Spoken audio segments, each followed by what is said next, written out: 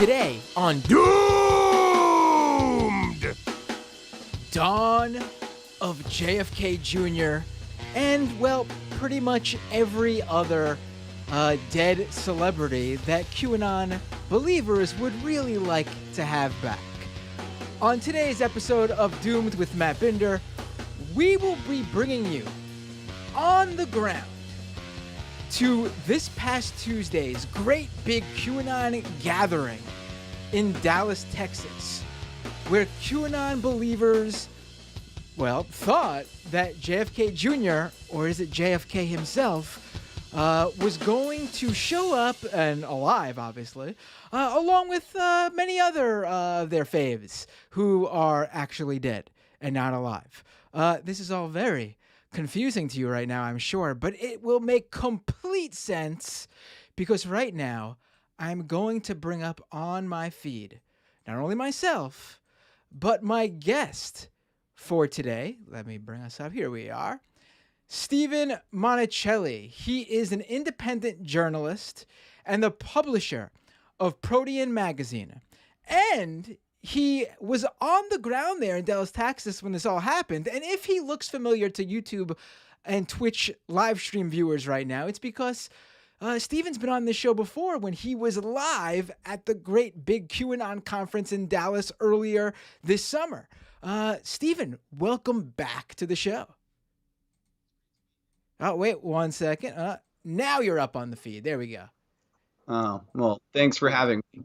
It's a pleasure. Sorry about that. QAnon got in, the Q got with my sound levels and he messed it up. They're trying to silence me. Trying to silence me. Right. But for now, though, now that your volume's up, my volume's up, we're both on the feed, people can see us and hear us.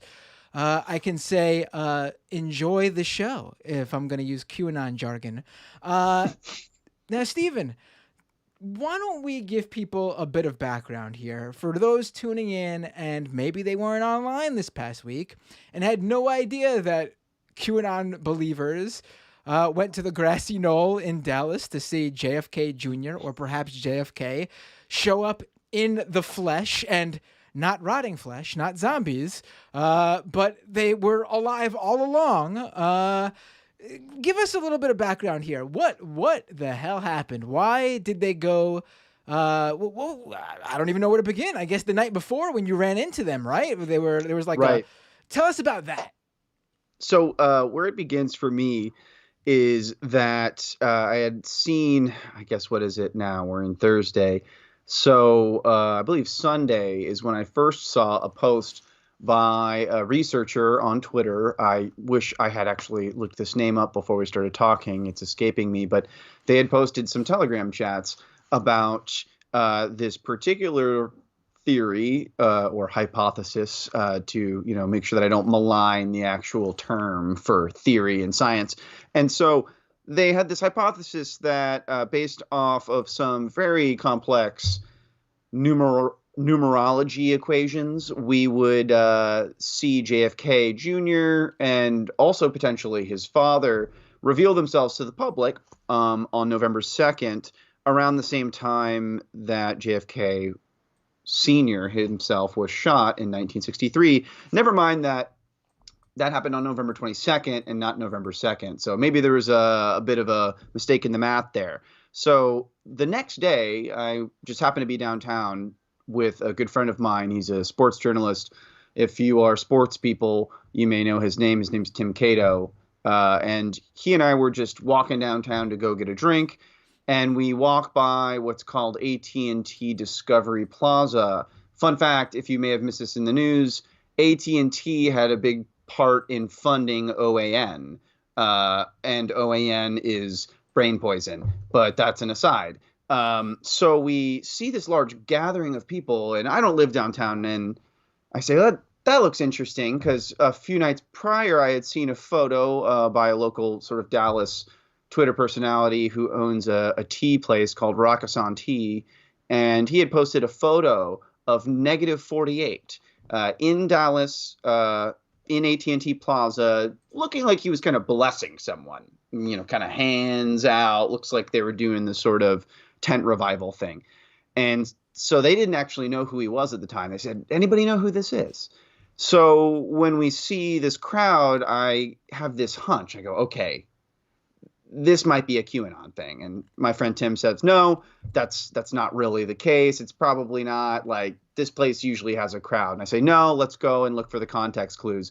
And within 10 seconds, we see the acronym, for where we go one, we go all. We start seeing the Trump shirts.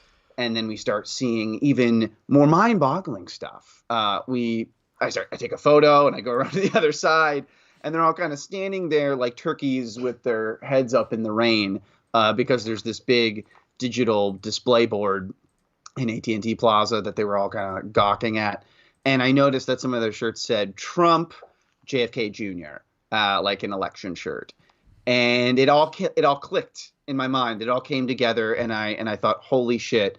And my friend was kind of just flabbergasted. He was like, why are you like this? How did you know that this was what this was? And I was flabbergasted, right? So I post this on Twitter immediately, and then it just goes nuts. So the next day I wake up in the morning and I'm like, I don't know actually when these people are going to meet. I'm not even sure what Telegram channel this was from, but I know they're going to be at Dealey Plaza. And so I decided to show up at Dealey Plaza around like 9 something in the morning. And then the rest happened. I will say that this was easily the largest public gathering of QAnon followers since, I would say, January 6th. I mean, obviously, they've had their conferences where they have to buy tickets and they go there in their private like venues that they've rented. But in terms of just like a public gathering in a public space where anyone could go, this had to be the largest since January 6th. This was what would you put the crowd at?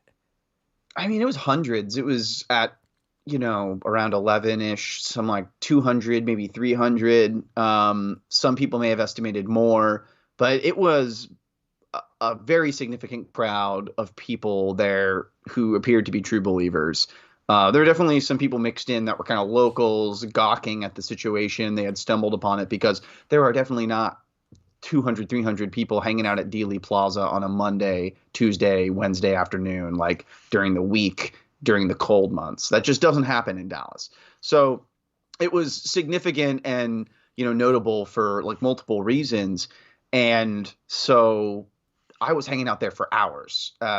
They eventually told me through some conversations with the attendees, they were expecting to see JFK Jr. And some of them thought also his father and maybe even other parts of the family would show up around 12:29, 12:30, which is the time when JFK was shot in 1963. That's a very meaningful day for him, time for him, I would say. He would definitely choose that time period to come. Well, so, as you probably can guess, none of that transpired. They did not show up. I can understand why JFK Sr. might be a little nervous or feel a little dicey about showing up to Dealey Plaza at 12:30 during November. I understand why. Last time it happened, it didn't work out so well. Right. So absolutely, and if he, it was. I'm sure it didn't make sense. I'm sure they thought he was possibly for a little bit. They probably thought he was just a little bit late, being that he would be. Again, we're talking JFK Sr. now, the former president, being that he would be about 108 years old by now. Right. Exactly. And, for those that are not, up to date on all of the Kennedy clan lore, 1999 is when JFK Jr. died in a plane crash. And, not unlike Elvis, there has been this sort of persistent conspiratorial theorizing around, are they still alive? Why might they still be alive? Assuming that they are alive, what have they been up to? And that is a whole, side of this, what people thought JFK Jr. or JFK Sr. Had been up to during this period of time when they had hypothetically been in hiding. Right. Now, I guess for people who, regular viewers of this show definitely are familiar with the JFK is still alive subsection of QAnon believers. And I think it's important to point out right now that when you say like a couple hundred people are there, we're not even talking like that's extra impressive to me because again, not all QAnon people believe that JFK Jr. is still alive. It's like a faction within QAnon. That's right. So when we say 300 possibly plus QAnon believers were down at Dealey Plaza, we're specifically talking about 300 possibly plus QAnon believers who specifically believe in the JFK Jr. portion of the of the various QAnon conspiracy theories.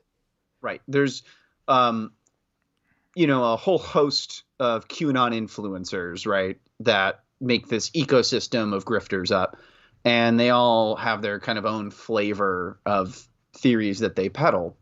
And the two particular influencers that seem to be primarily responsible for this conclave in Dallas were Michael Protzman, who goes by -48, and this other gentleman named Mike Penny, who has like a marketing company, and they've done YouTube videos together.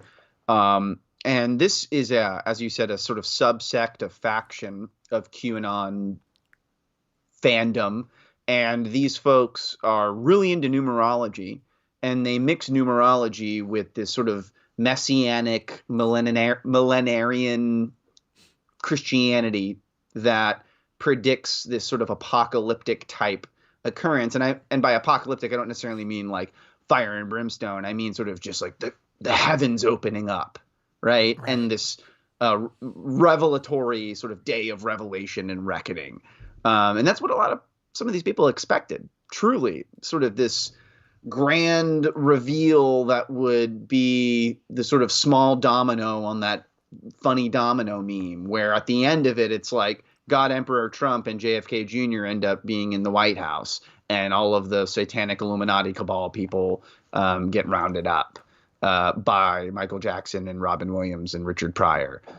Right. I'm not kidding. Right. No, absolutely. And I guess I should continue. You already gave some of it, but again, this JFK Jr. subsection of QAnon believers, like you said, believe that JFK Jr. has been alive all along, and most of this lore is still from like before the 2020 election. It's still being updated, I guess. They haven't really gotten around to explaining why JFK Jr., if he was still alive, why he wouldn't have unveiled himself when it mattered to reelect Donald Trump.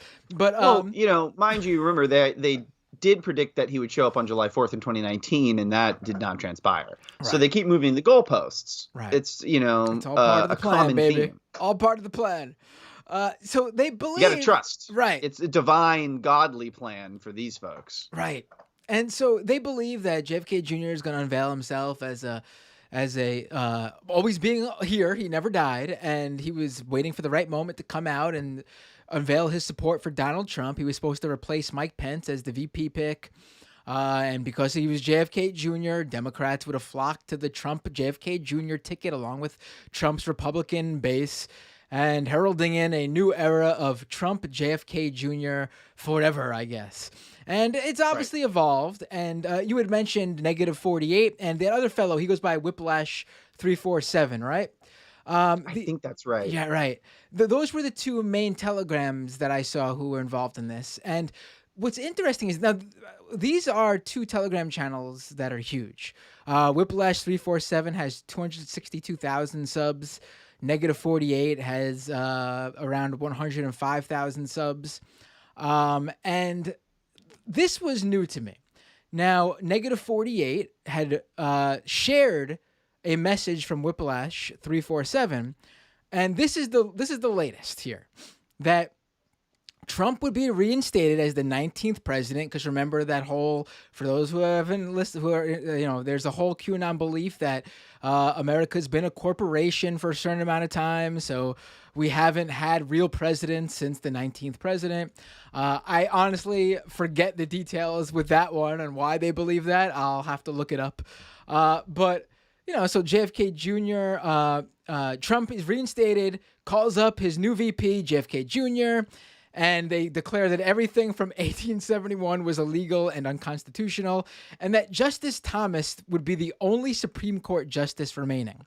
Then, for some reason, Trump would step down, JFK Jr. would become president, Like he would have if it wasn't for Hillary plotting to kill him. I don't know where that comes from, but it's in the message.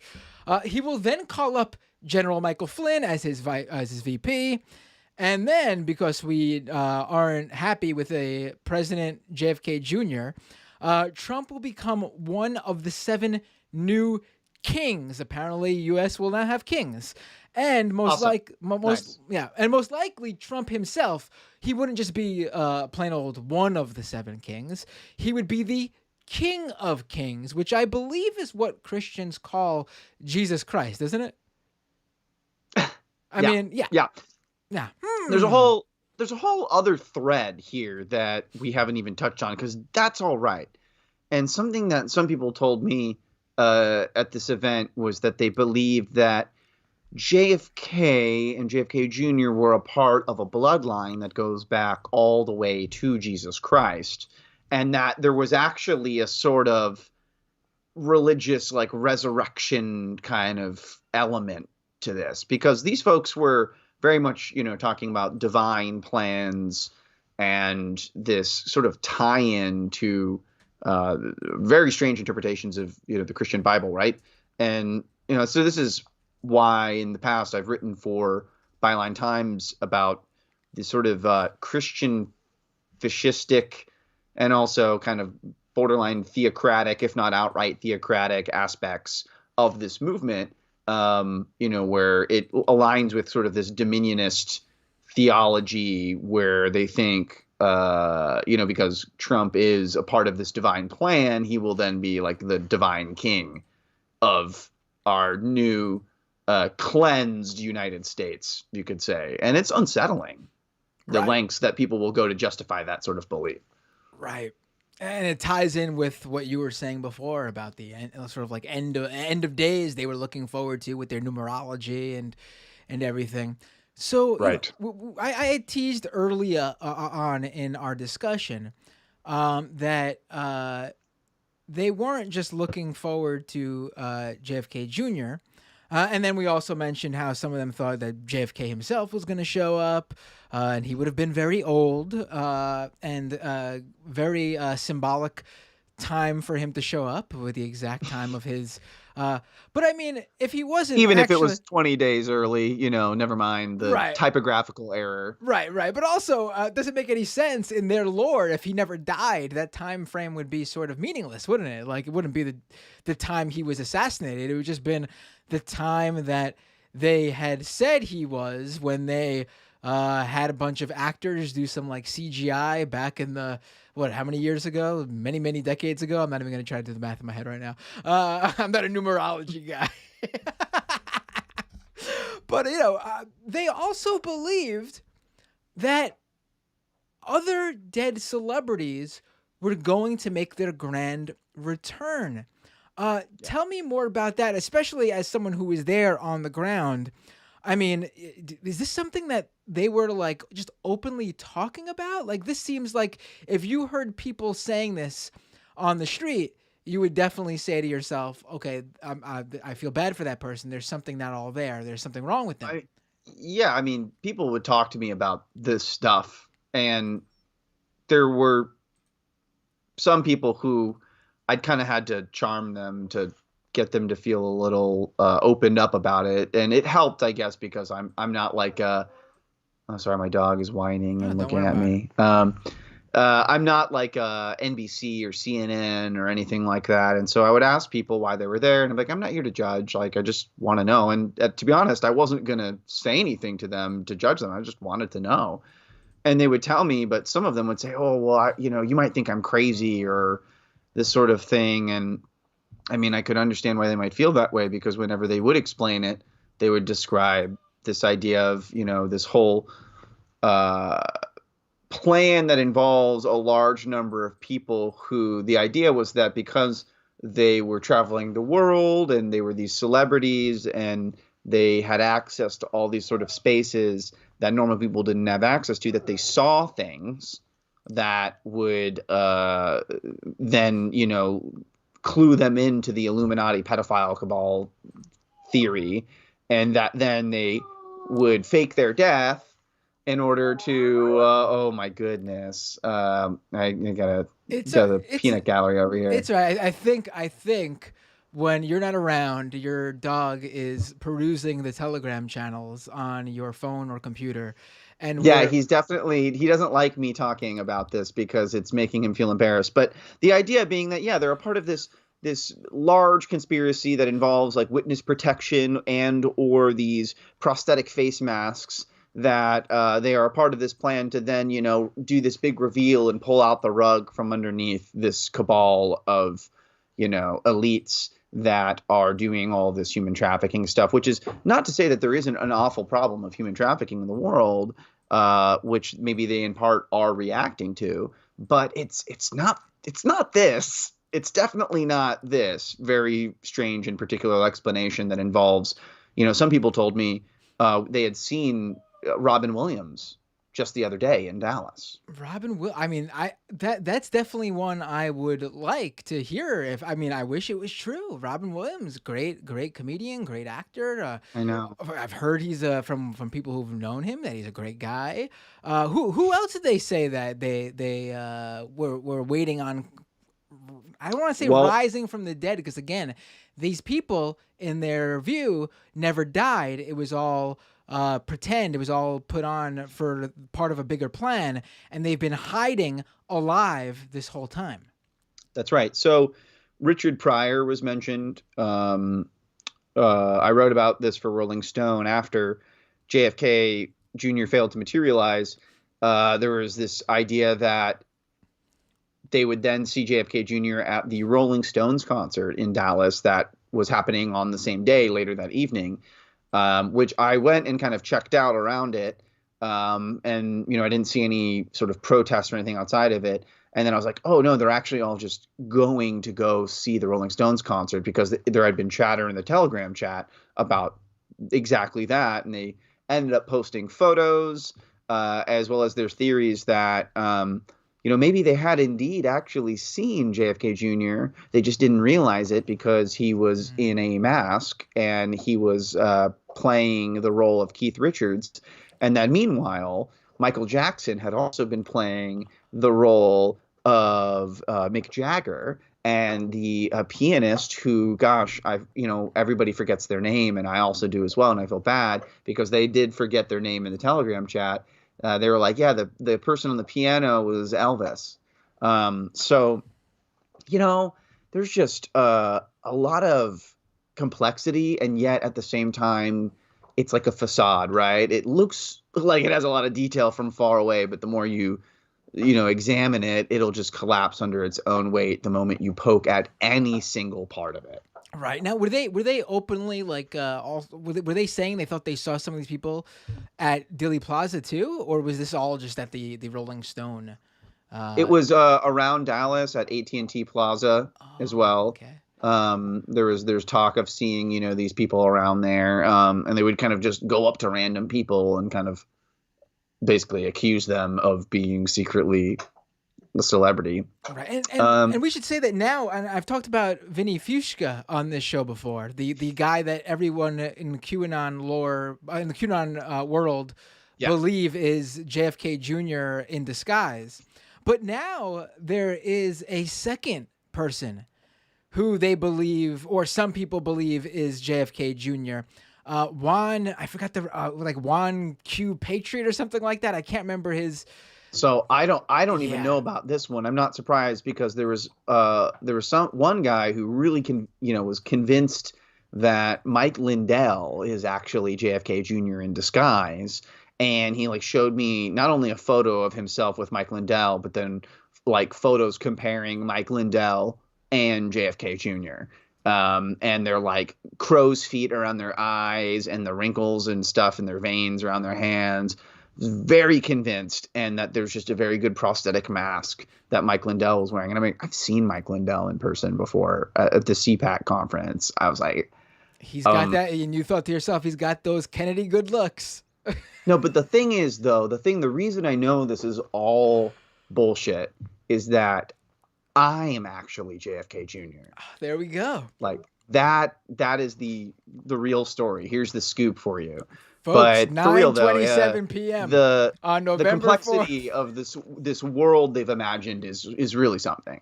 Now, it's been fun talking about it, obviously, but now to move to talking about it in a serious manner, because this is Right. what I think is going on here, and it's really the basis for most conspiracy theories and the people who believe in them, but especially with those who believe in all these dead celebrity stuff actually being alive. Most people who believe in these type of conspiracy theories, at least, maybe it doesn't transfer over to like aliens and things like that, but and Bigfoot, but these type of conspiracy theories, they are unable to live or handle in an emotional way or in a mental capacity life, the realities of life. Specifically, when we see these dead celebrities actually being alive, I mean, what we're seeing here, and by the way you mentioned, and I think it's super important that you mentioned too, that these people who believed in the Rolling Stones theory were people who bought tickets to go to the Rolling Stones concert. So I'm going to assume, knowing the main QAnon demographic and the Rolling Stone demographic, that put that in a big Perfect circle, yes, basically. yes. We got people of the boomer age group here, and so and all these celebrities that you've mentioned, for the most part. Robin Williams sort of transcends generations, but boomers like him too. But Richard Pryor, Elvis, Prince, obviously JFK is beloved by boomers. That age group obviously looked up to these people, admired them. These were their faves growing up. And in some way, they have been unable to handle the reality that death came for these larger-than-life celebrities. And perhaps looking at their own lives and as they're getting up there in age, they're unable to handle the fact, and again, both emotionally, mentally, that, this is what happens. People die. So they come up with these, or they don't even come up with them a lot of times. They believe in things that are told to them. These people are actually still alive in the hopes that, hey, look, death didn't come for them. That life continues for those celebrities. I'm not getting old. I'm plenty of life left for me too. I think that is absolutely a part of it. I mean, I think another part of it that I saw is that some people, they intuitively sense that something's wrong, and they're not incorrect to assume that, but they don't have any sort of structure for understanding the problems that we're facing in the world right now. And then they are awash in this disinformation landscape that is pernicious and pumps this stuff out so fast, faster than anyone can hope to address it. And so then they latch on to these ideas, which I think it's a universal human experience to be attracted to the idea that there are pieces of information and there are pieces of knowledge that are powerful and are kept from them by powerful people who are bad. And, the idea that they have some insight to this knowledge and these secrets, it makes them feel like they're a part of the in-group and that they're working towards saving the world. And that is actually, something that kind of tickles our hindbrain very much. It's a common idea of like someone's concealing something from me and it's harming me. And, I can go and find out like who's stealing the food and they're lying about it. Now, this is like that, but taken to the extreme of like harvesting bodily fluids from children in these like secret torture rituals. Like that's what they've conceived of this for themselves. And they want the world to be better, I think, or at least maybe more comfortable for them and easily understood. And it's a kind of an easier explanation for them to grasp onto that there are like bad people. And only if the heroes in the world can solve it, just like in the movies or in, the great man of history theory, that then will be better, as opposed to like comprehending that we live in an economic system that is like detached from human interests at this point. It's just kind of like reproducing itself for the sake of reproducing itself. And we can't solve climate change because of for-profit oil companies and shit like that, right? And the concept of like the secret cabal, and then also people are lost. They have lost a sense of belonging. One of the few institutions that remains in the United States that gives people a sense of like civil community is church. And evangelicals and Southern Baptists and stuff are like the most likely to be a part of the QAnon movement. So there's like a huge letter that thousands of pastors and stuff have signed on to, basically saying, wow, this is a real big problem. People are talking about QAnon in our church. And it's like creating this syncretic, fucked up belief system that is radical and maybe like cultish and violent, hypothetically. And so like we need to like laugh at this, but also look at it for what it is, and then understand that like de-radicalizing these people is going to be tough, because they've also often been alienated from their own friends and family because of how sucked in they've gotten into this belief structure. And if you're familiar with Robert Putnam's book Bowling Alone, like they don't even have a fucking bowling league to go join anymore to get a sense of community. Right. Doesn't really exist. So like, what do? If you rip them from this, it's almost like a form of ego death. And I don't mean to be like too depressing about it, but it's like we got to really think about that. How do we get people to walk away from this precipice? Because it's like an abyss, man. It is deep, and it could just go forever into this deranged madness. I mean, and I feel bad for these people.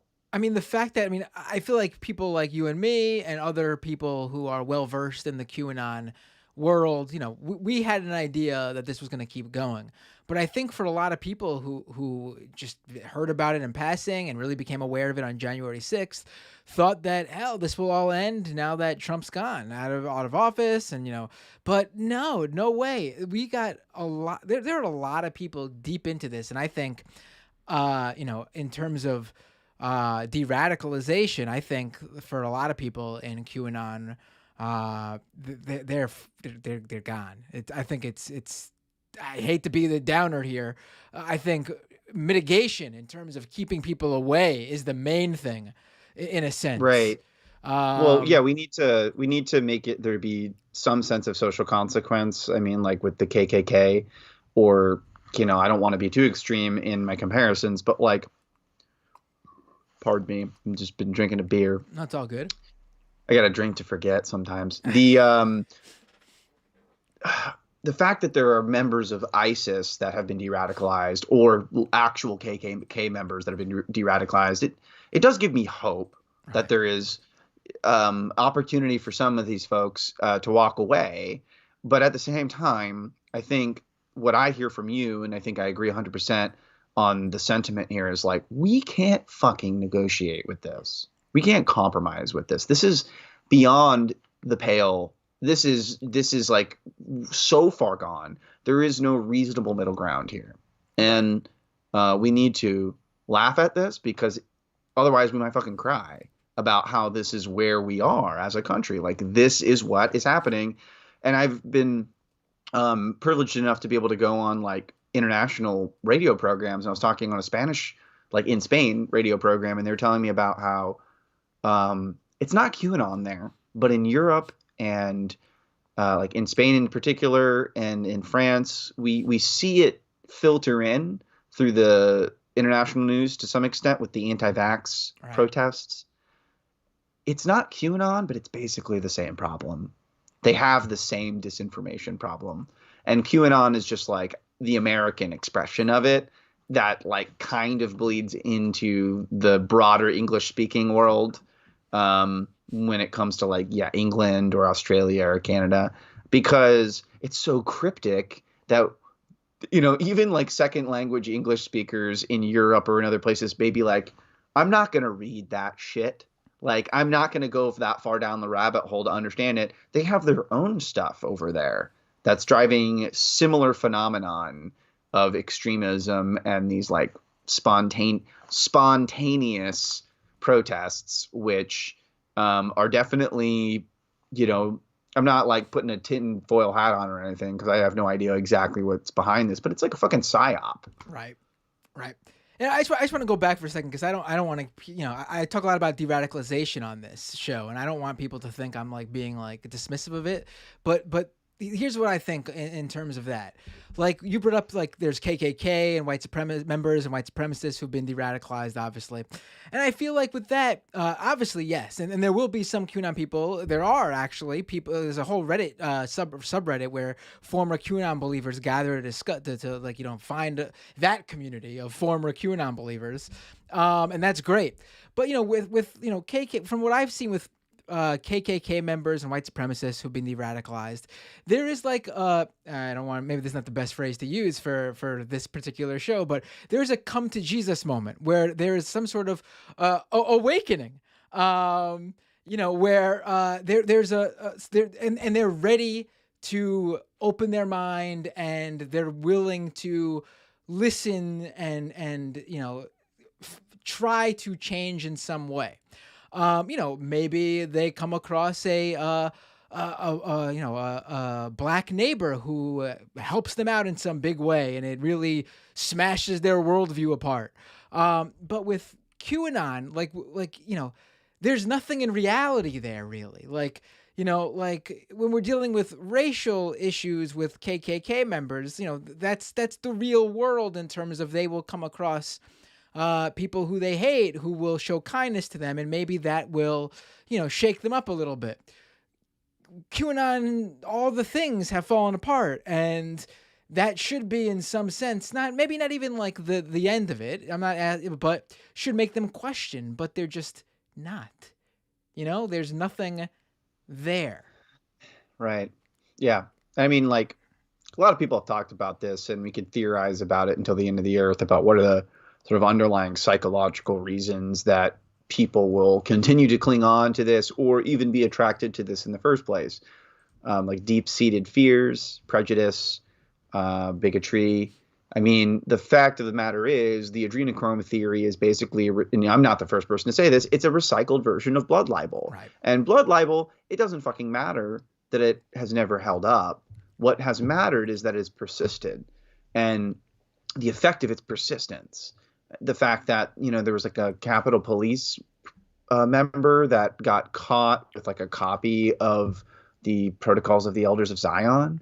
If you don't know what that is like the original anti-Semitic blood libel conspiracy theory that was propagated by Christian fascists in the United States in like the 1900s, 20th century, early. And a lot of the people who were involved in like pushing that ended up going to jail for sedition.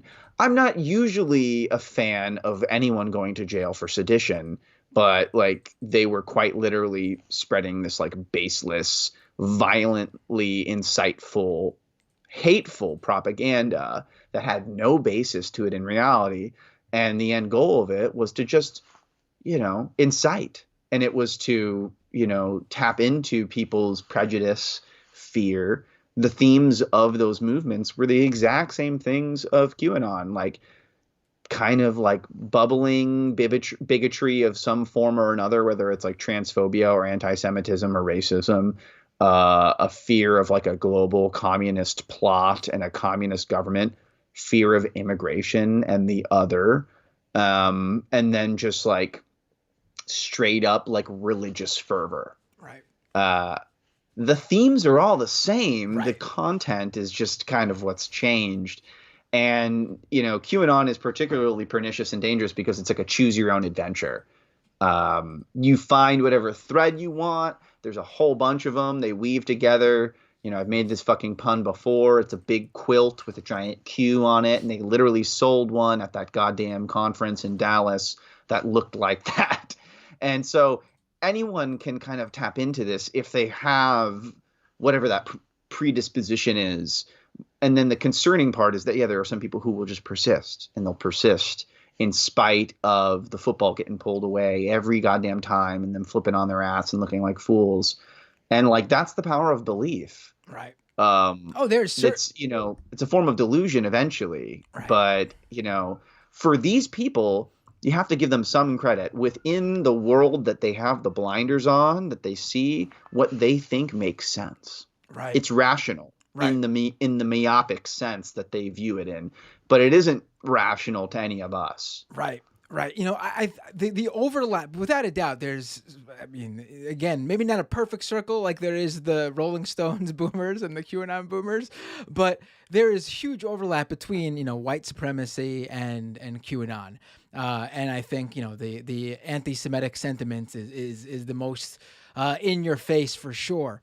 I think the interesting thing with QAnon, though, is like oftentimes like people who fall into an organized white supremacist group, they're looking for a scapegoat and usually don't think too much about it. It's just easy to blame the other, and they found camaraderie of people who blame the other. And that's why I think they're probably a little bit easier to talk to than a QAnon or a conspiratorial believer, because even like the very basic, I would say like a huge portion of like even like QAnon curious people get really deep into it really fast and become true believers. And it's like that to me is the main difference. It's not that like, obviously QAnon is super anti-Semitic at its core with the adrenochrome stuff. But to me, it's like, I feel like people get a better understanding if they do see like the differences between like, some young white guy who can't find a job and gets convinced to blame like, Mexican immigrants. And, he can be talked out of it at some point because he's probably not thinking too much about it other than what he's told. And then like the QAnon people who are on their computer and diving deep into the fact that JFK Jr. is going to show up and become the president and make General Michael Flynn the vice president, and they will declare that Donald Trump is the king of kings. I mean, it's to me, I think there is a difference there in terms of, how we deal with them at the very least.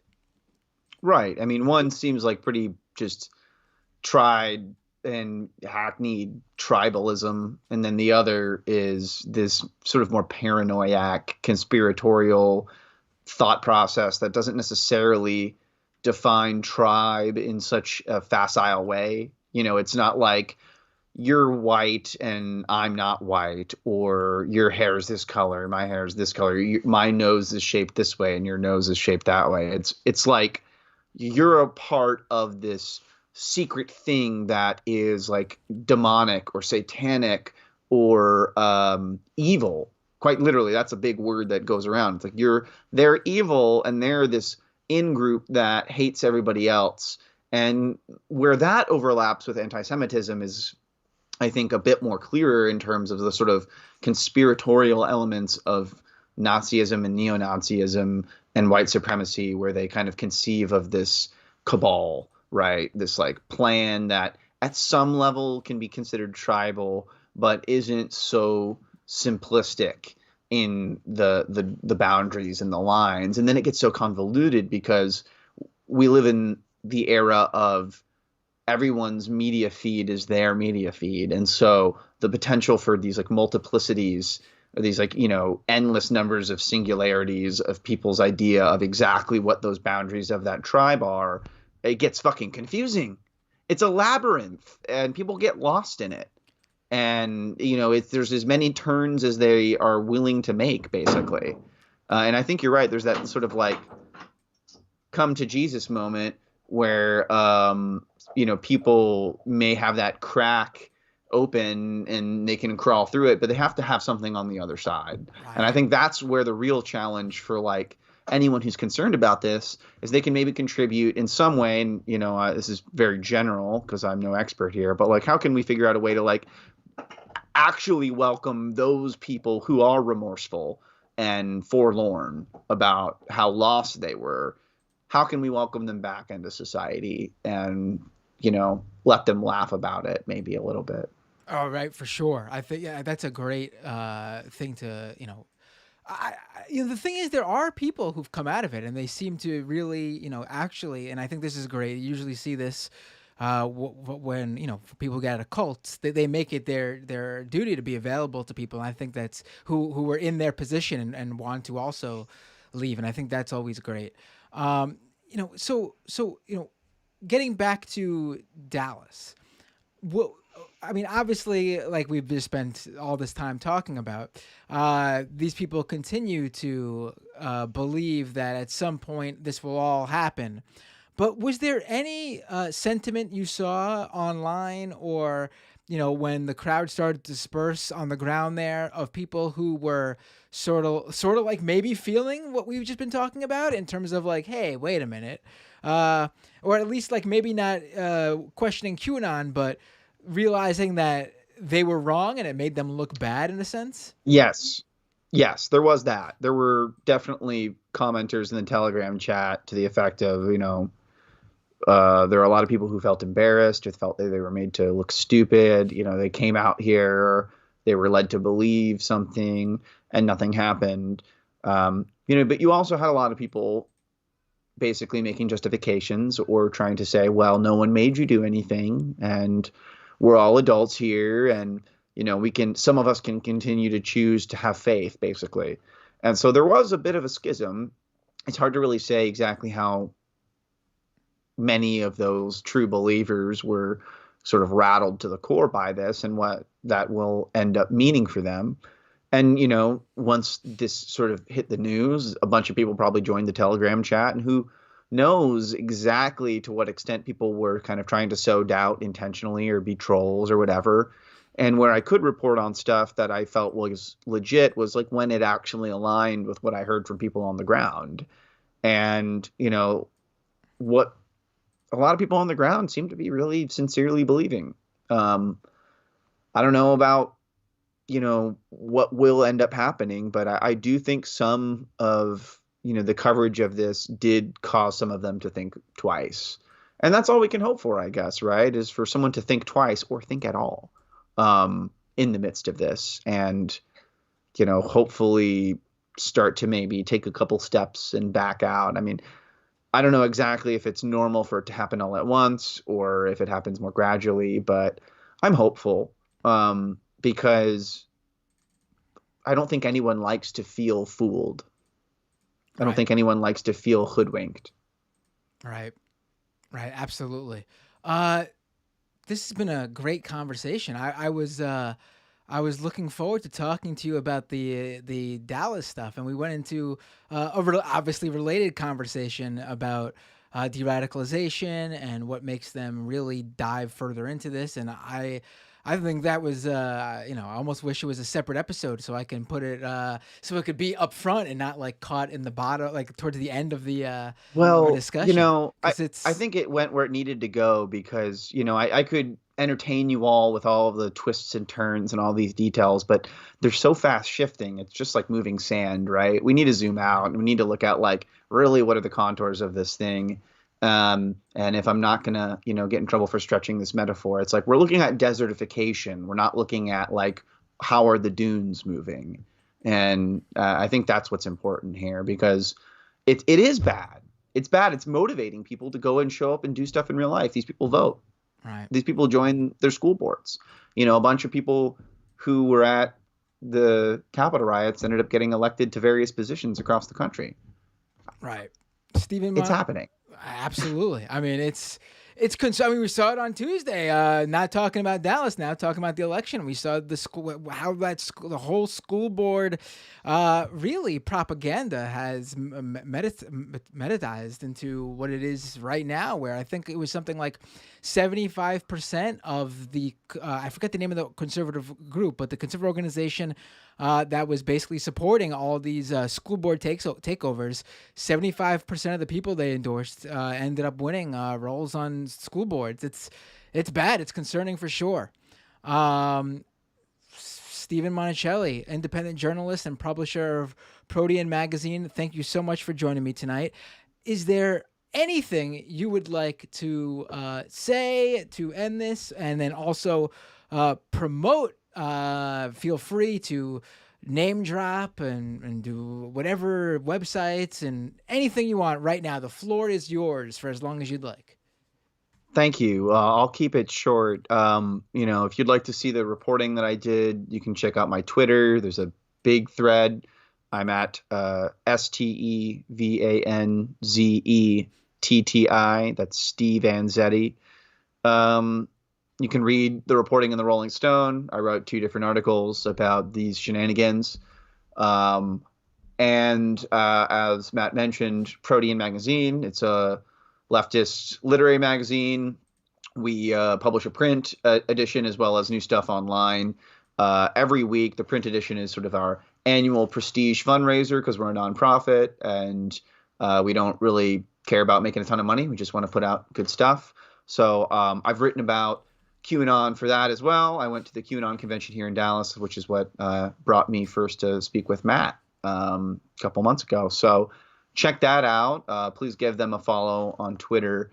And, we both have Patreons because we're not, big sort of corporate entities with advertisements. So check those out as well if you have liked what you have seen today, or if you've been enlightened or disturbed by any of this stuff. So, it's what I enjoy doing, and it keeps me motivated. And surprisingly, my mental health is okay. So that is pretty much all I got. Thank you, Matt. It's a real pleasure to be here again. I feel like some people are just, built for doing this type of stuff. Like, I feel the same way as you sometimes. Like, it's kind of shocking. I hate to say we've become desensitized, but that's probably part of it too. But some people are just, able to take in all this stuff and somehow not, want to, I don't know, I have no idea what the analogy could be, but yeah.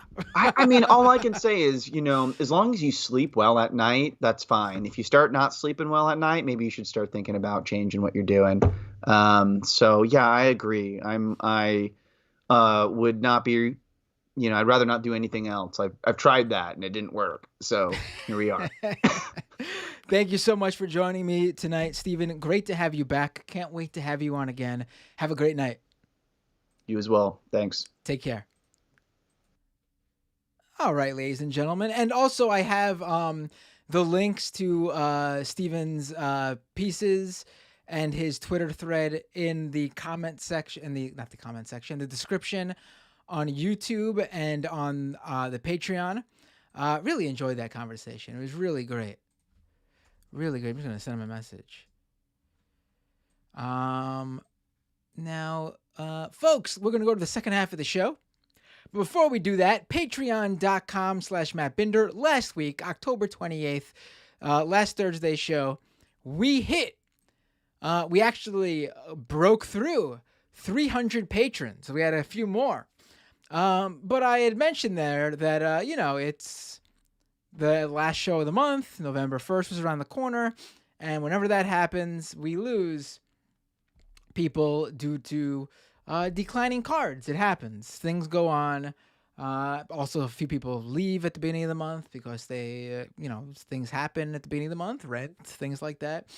And so we did lose a few. We gained a few, but we lost a few. We're now back under 300 patrons. We're not too far. I think if like 3 people became patrons right now, we'd be back over 300. And if a few more would like to join to give me a little bit of, leeway there, give me a little bit of padding room there, that'd be great too. But if you can't, that's cool. But let me thank the people who did become patrons over the past week. I'm also going to name drop people who became patrons during the show last week in case I neglected to mention one or two of them if they joined up too late. We got Cole L, Bill G, Patrick T, Jay Creates, Alessandra, Tim N, Thomas L, Carl S, Amber L, Martin H, and Will L. Thank you all so much for becoming patrons. It really does mean the world to me because without you, I can't do this show. I can't grow this show. That's simple. Number 2, I'd like to say we are still demonetized on YouTube. Won't be able to reapply for monetization till the end of this month. And even then, that could take some time once I do reapply. So I went ahead to twitch.tv and became an affiliate with Twitch. So subscribe there too, if you can. You get a free. By the way, if you are an Amazon Prime subscriber, and this past Tuesday, I should say, I did a Twitch exclusive stream. You know how I'm doing Tuesday live streams now, like a little bonus every week. I did it exclusively on Twitch for the first time this past week. We talked about the Squid Game cryptocurrency scam, a whole altcoin based on Squid Game that turned out to be a huge rug pull scam. We talked about a hilarious Bloomberg article where they thought of a wonderful utopian scenario where Mario Kart was an NFT and only one person who bought the Mario Kart character could be that character in the game, meaning that a total of 41 people could ever play the latest Mario Kart. When I say utopia, by the way, I mean dystopia. It was the night of the elections this past Tuesday, so we talked about that a bit. I'll get a little bit more into that probably in the second half of the show because a lot of the results weren't in when I ended Tuesday. But twitch.tv/MattBinder. If you're an Amazon Prime subscriber, you get a free Twitch subscription. You can follow me on twitch.tv/MattBinder for free.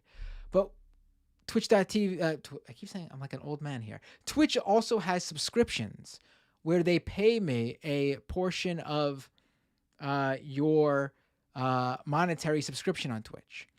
Again, I prefer, obviously, you joining on Patreon. But if you have an Amazon Prime subscription, you get a free Twitch subscription. Basically, you give me free money by hooking up your Twitch account to your Amazon Prime account and then subscribing to my Twitch channel with your free Twitch subscription that comes with Amazon Prime. Does that make sense? I feel like I'm not explaining it the best I can. I got to get a more punchier, quicker way to explain it. But youtube.com/MattBinder obviously is still the main place because that's where most of you are. I want to thank Evan B for just becoming a patron just in time before I go to the second half of the show. Just about 2 away from 300, I think now. Back to 300, I should say. All right, what else? Doomedcast.com for the podcast version of this show. Follow me on Twitter @MattBinder, Instagram @MattBinder. What else? I do miss writing that short-lived newsletter I did. So I'm really looking into relaunching that. So if you want to, go to MISINFO, that's short for misinformation, misinfo.com, and subscribe to that. That's absolutely free to subscribe to. Misinfo.com, short for misinformation. There's been a few like real media fails, like that CNN milk thing that I wanted to write about. I'm probably going to talk about it actually in the second half of the show. And then a former New York Times writer went at it with Glenn Greenwald because the New York Times writer basically threw in the towel with his Substack and joined the Atlantic he moved his newsletter to the Atlantic instead of it being his own thing. And that was also a media ridiculousness that I wanted to get into. So definitely check that out. I'm going to be writing in there again. Also, I really enjoy the crypto stuff, if you guys haven't realized.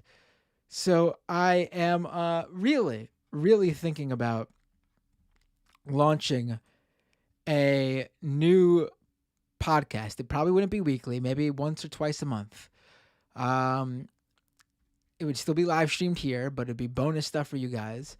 But like a separate podcast that literally just focuses on the cryptocurrency scams and shit and how the whole thing is a racket. I'll let you guys know. I'm really been like more so than ever these past few weeks, really been like inspired to do something with that.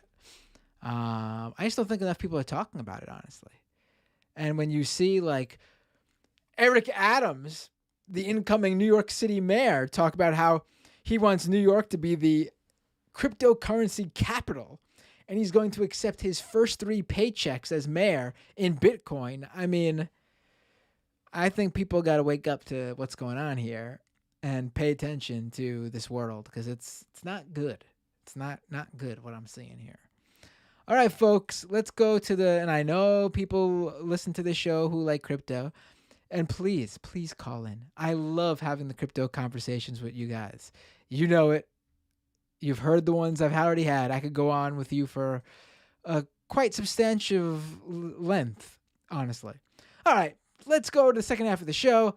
Lots to talk about. Got some clips. I'll open the phone lines. Open up your Skype app. Type in Doomed Live and you'll find the phone line. I'm also looking into other ways you can reach out to the show via Discord. And I've also found a possible text message. Excuse me, I need to drink a text message solution because without the super chats, because I'm demonetized, I can't get super chats through YouTube. I have a hard time pulling out comments in the live chat to read. So I've been looking into ways for you guys to reach out so I could read some comments and questions. But best way right now, open Skype, Doomed Live on Skype. And with that, I will stick around if you're on the live stream. And of course, if you're a Patreon, subscribe to Patreon. For you freebie podcast listeners, I will see you all next time on Doomed.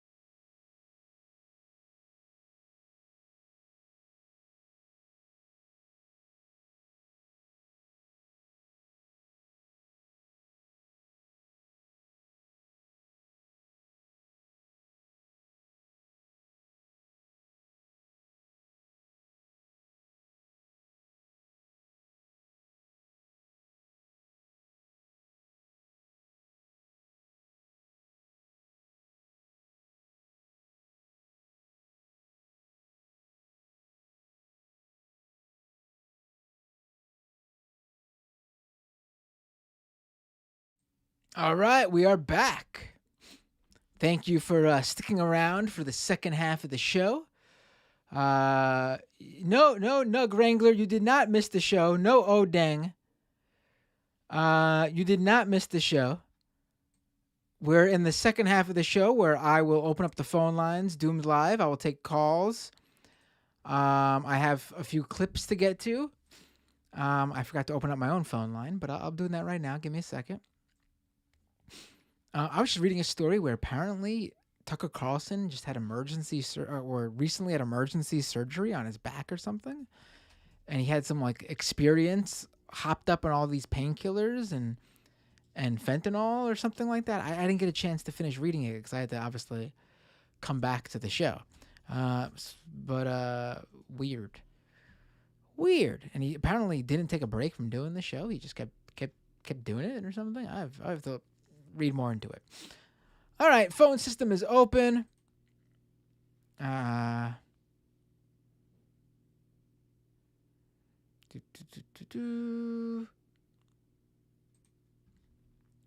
Let's see.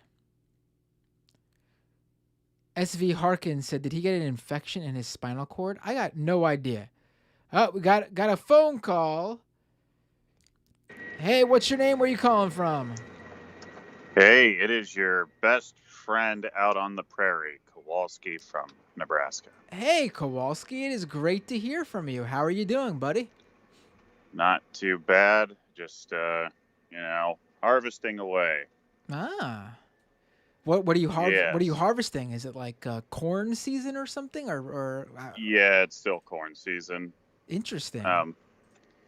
Yeah, maybe for others, for me, it is just solely boring at this point.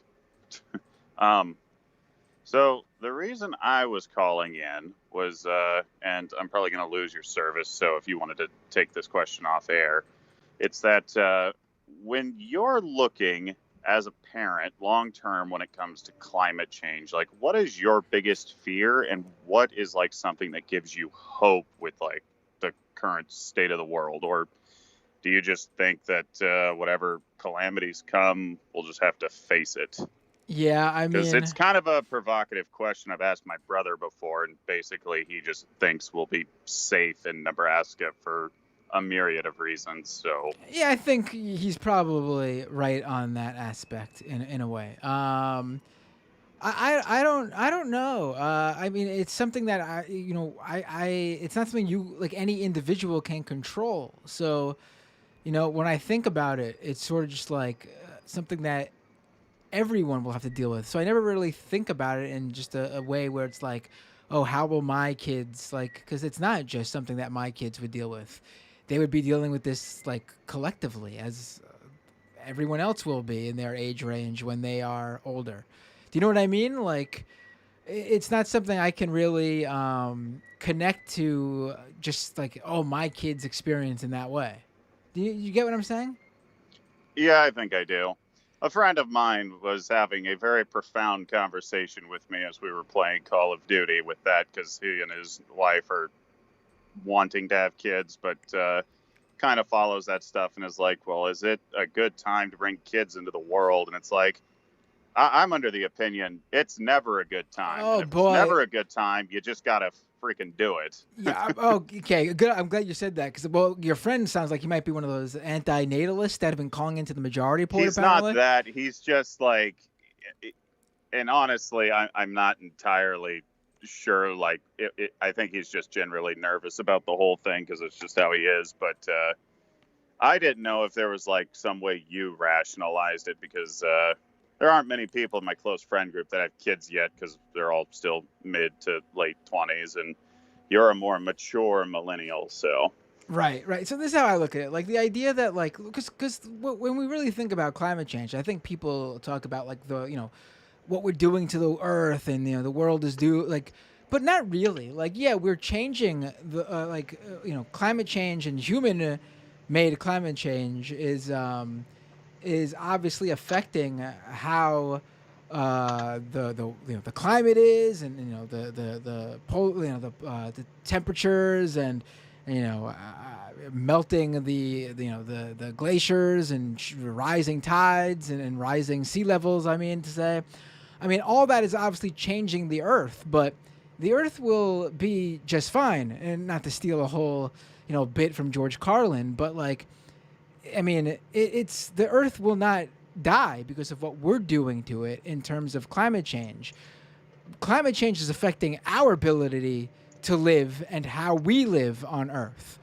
So, like, the idea that you wouldn't have kids because of climate change, it's sort of like, then why are you worried about climate change then? Because if there are no humans here to actually, like, take advantage of life and be alive, then climate change is no big deal. Like, so the Earth will have rising sea levels, and no people will be here to deal with it. Earth will be fine.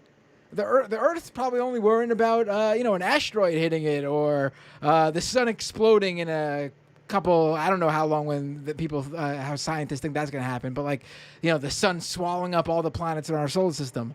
Like, that's the only thing that's going to end Earth.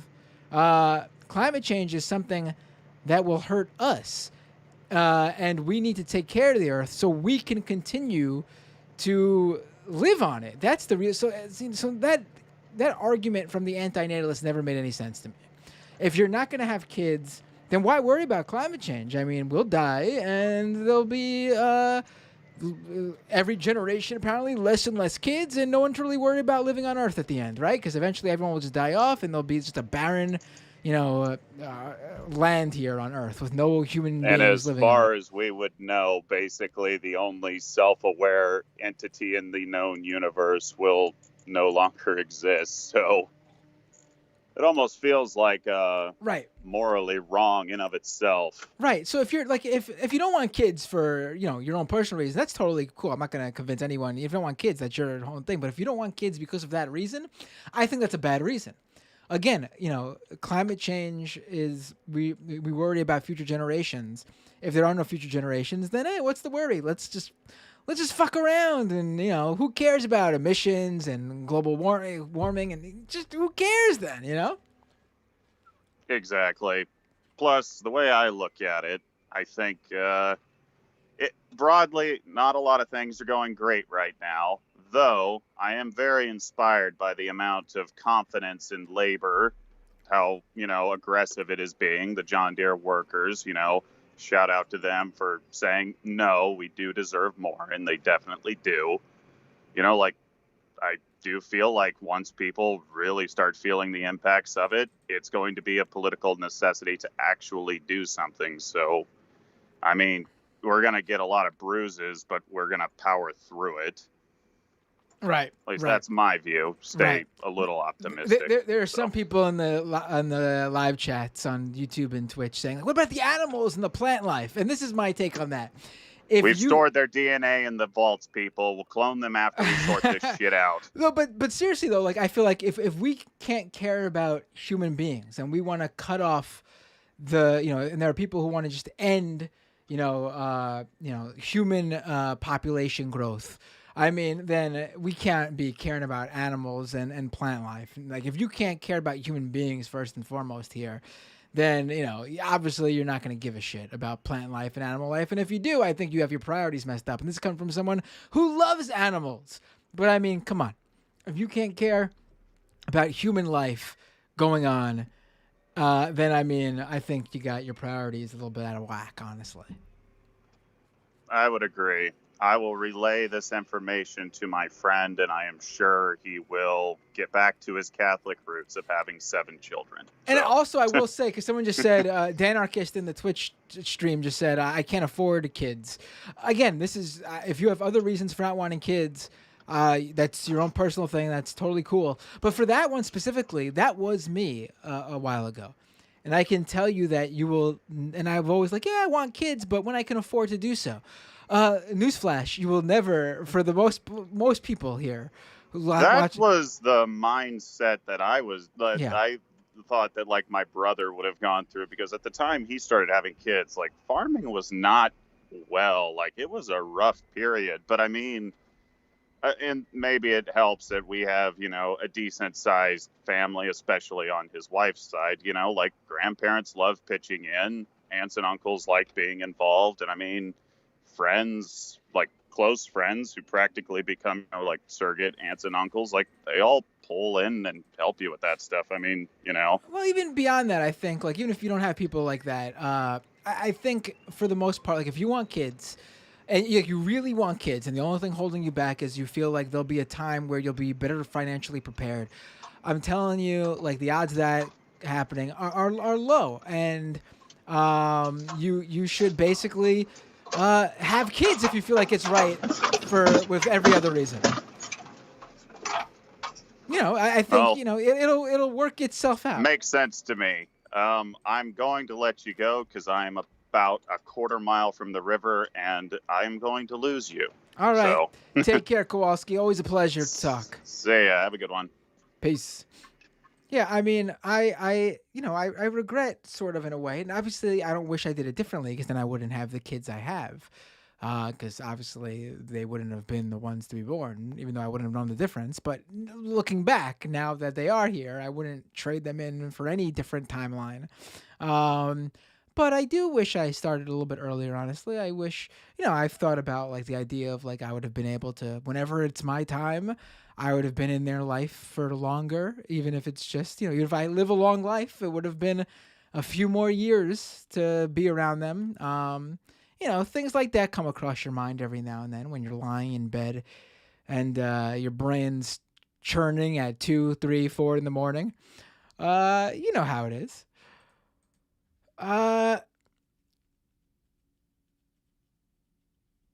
Let's go to, what story should I do? If there's no one else on the phone lines, someone was there, but they hung up.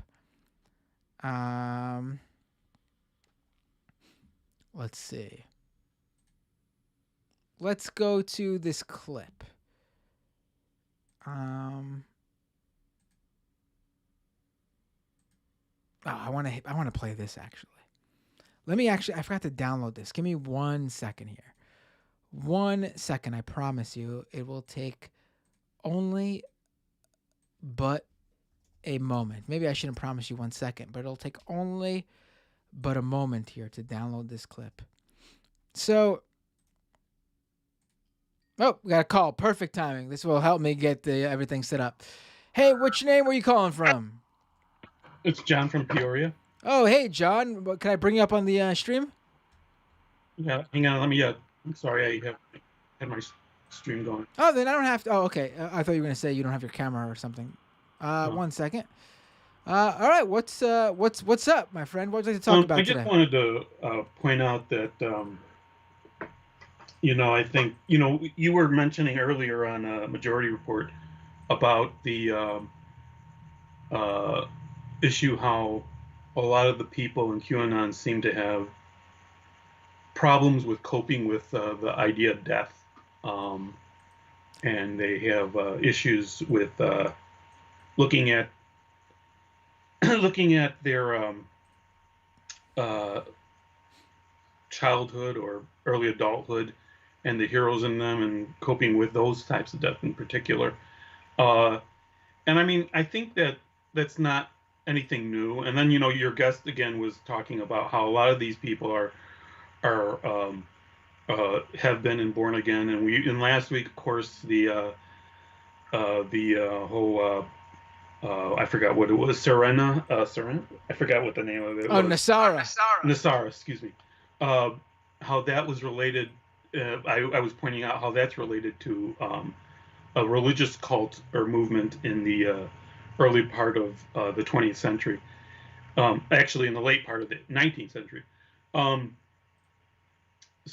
I think that this QAnon thing of people not being able to cope with death isn't exactly new. My mother, I thought, would have been able to cope with death, the face of death, when she got closer to it. And it was kind of funny because my father coped with it much better than my mom, and both of them weren't particularly religious. But I think for religious people, especially, there is a tradition going back, at least in Christianity, very, very, a very, very old tradition of, this life isn't all that pleasant, and you're just waiting for the end to come so that you can be in another place. In the case of Mormons having a planet. In the case of the Catholics, of course, it's, that we're going to go to heaven. And so my point is, yeah, I mean, you see it kind of related. I think the scary part is that it's trying to get a foothold into politics. These people make political judgments, and that's what's in my opinion, really scary. But I mean, that's probably pretty true historically too. Right. About people mixing. Well, specifically, yeah. I mean, our country was founded to try to separate those two. Government and religion. So I mean, there's probably always been this issue, in one form or another. Right. Oh, I'm hearing myself on your feed. I think there's some echo. But yeah, I mean, it's for sure. I mean, I think, again, I don't think it's everything, but it's certainly a major, one of the major factors in terms of and again, not all these people will have that in terms of the fear of death or being able to cope with death, but it's something that definitely moves a number of them, I think. And, I mean, I guess if you're someone who it makes sense in some way, I guess, and not so much the idea that all these dead celebrities are still alive, but the idea that there are other things going on, I guess, that I really I feel bad in some way for those people because I don't know if they'll ever be able to really cope with what. It sounds like I'm making fun of them now. I don't think they'll ever be able to cope. But I mean, I don't think they'll ever be able to really get there. You know what I mean? To have to find something like QAnon. It seems, you know. I mean, I think you were mentioning, or you have mentioned before, and excuse me. I think Mac also that how Michael Brooks made a point that what's missing for a lot of people who become atheists is to address the need for some sort of spirituality, and I think to a certain extent that's probably true. I think a lot of atheists would point out that you really don't need spirituality, but I think a lot of people do feel that they do, at least. And you know, when that's taken away from them, or when they try to think of a life without that, it's a little difficult for them. The end is the end, and that's all there is. I'm just to be clear, I'm an atheist, so I don't know what the answer is. I do think the QAnon people scare me because not so much because I have an issue with them believing in what they believe. I mean, if they want to believe that, that's fine. But the problem I have with them is that they're becoming so active politically, and we all have to believe their crazy show, or somehow co-opt into it, in their point of view, it seems. All right. Thanks for the call, John. Really appreciate Thank it. you. Always a pleasure when you call in, buddy. Take care. I got a few other people on the line. Let me let them know they could call in. And then I'll get to those clips. Just makes sense to do the calls that are on the line now. Feel free to call in. Let's see. Hey, what's your name? Where are you calling from? Hey there, Matt. It's Matt from Connecticut. Can you hear me? Oh, hey, Matt from Connecticut. Did you call into the Majority Report earlier today? Hello? Hey, yeah, sorry about that. I've had setting up my headset here. Oh, it's all right. I did call in earlier today, yes. Yes, okay. I knew you sounded familiar. There we go. I just, usually I'm really bad with names and remembering things like that, but a Matt from Connecticut combined with your voice, I was like, am I having deja vu? Or am I completely off? Or Yeah, it's the Matt Jordy report today. Yeah. But, how are you doing since we last spoke at around 1:30 p.m. Eastern time, about what, almost 9 hours ago? Yeah, probably it's usually during my lunch break. I'm doing great. I had meant to. You guys were talking about Q earlier during the Majority Report, and it's been on my mind so much lately. But I didn't want to monopolize everyone's time with more than one topic there today. I don't even remember what you talked about. I remember your voice. I don't remember what you called in about. What were we talking about in the Majority Report again? It was just some local anti-CRT candidates. Oh, okay. Losing, I remember now. All right. Yep. It feels like all that stuff ties into all the QAnon people that you see now, where there seems to me to be this pipeline from, I can think as early as like all the Gamergate stuff, moving on to like groups like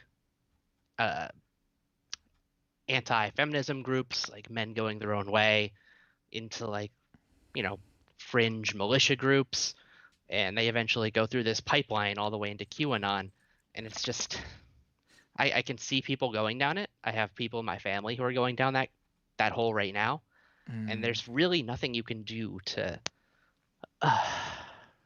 stop them. He's talking about like, when are Christians gonna fight back?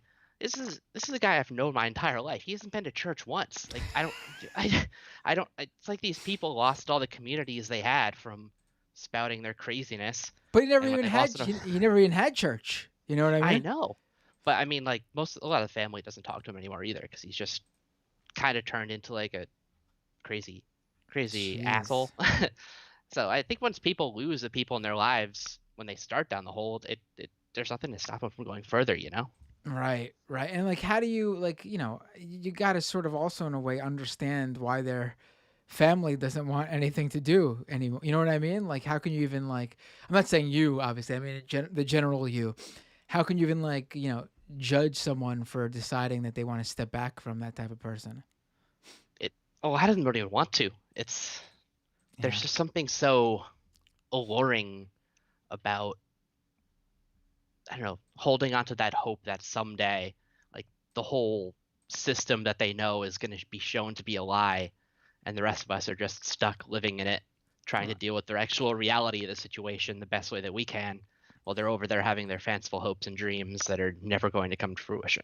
Right. It's you said you had people in your where you just they're getting into QAnon, the people that you know, or Yeah, I brought up that sort of pipeline thing because I have an uncle who used to be, when I was growing up, I'm 31 now, so he's got to be in like his late 50s, something like that. I remember growing up, he used to be like the cool uncle, like the guy you look up to is like, go do cool things with him. He won't tell nobody. You bum a cigarette off him and won't tell your dad. But now I remember he started maybe 15, 20 years ago getting into like the men going their own way type movement, just kind of being sort of like nasty towards women, to where we get now. He used to be Democrat voter, then Trump came around, he voted for Trump.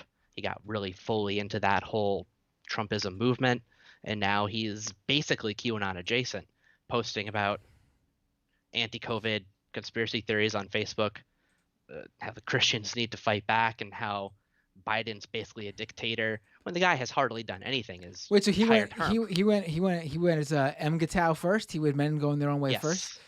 Yes, Was there, as far as I'm aware? I can't remember if you said, was there something before that too, or how did he get into? I don't know what got him into that. I think maybe just some personal things that happened in his life with various women he was dating that probably put him down that path at some point.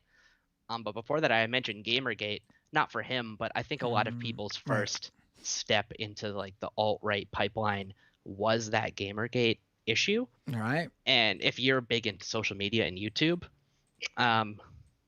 so like me, for example, I am not that way at all. I vote Democrat, would have loved to see Sanders in there. But after the 6th, I thought it might be an interesting idea to start looking into firearms. If you go into YouTube and you look up tutorials and stuff like that, like trying to learn, get a gist of that world, within a few clicks, you're going to be getting Steven Crowder, Ben Shapiro, Jordan Peterson videos recommended to you. It's like a couple clicks can change your entire political trajectory if you're trying to learn something new. Right. I mean, I think Gamergate was a huge, gateway drug for a lot of these people. And I mean, I've been saying that for a long time, and I'm not, there are idiots out there who make everything Gamergate whenever someone's mean to them online. Oh, this is just like Gamergate. No, you don't know what it was like, the person saying that, because that is clearly not what it was. But you're absolutely right that I think, especially for a certain generation. And I mean, recently I got into, a couple of weeks ago, I don't know if anyone watching this show saw, I got into a little online spat with YouTuber Shoe on Head. I think she is a major person involved in that, in terms of like, I mean, and like her followers were replying to me, which I really don't care. I, quite frankly, from my Gamergate days, enjoy that type of stuff. So I was just taking it all in. But to me, the truly interesting thing was the people defending her had like Ron DeSantis 2024 in their bio, and one guy was mocking me who in his avatar was a picture of him wearing a shirt that just said like there are only two genders. And it's like, this is someone who came in from Gamergate, that whole thing. She made her fame from being an anti-SJW person. And she recently, in recent years, tried to make this turn to being a lefty figure, while not really changing at all and still doing the same shit that she did back then. That I remember her too. That ingratiated her with these people. And, she says she likes Bernie Sanders while still promoting all these right-wing sort of memes and right-wing trolling type stuff, because you could just go, haha, I'm just joking and it doesn't matter or anything. Yet, like, again, the DeSantis 2024 guys are eating that shit up. I wonder why. I'm sure they think it's a big joke and they don't take it seriously at all. But it's like, that's a whole... and not just to talk about that, but like you brought up Gamergate, and I think that's a perfect segue to just talk about how like all those figures were super important, no matter where they are now, were super important to bringing those people to the right, and none of them have paid any real consequences. Really, none of them have had any moment of looking within and saying, "What have I done?" In fact, in the example I brought up, they're still doing the same terrible shit.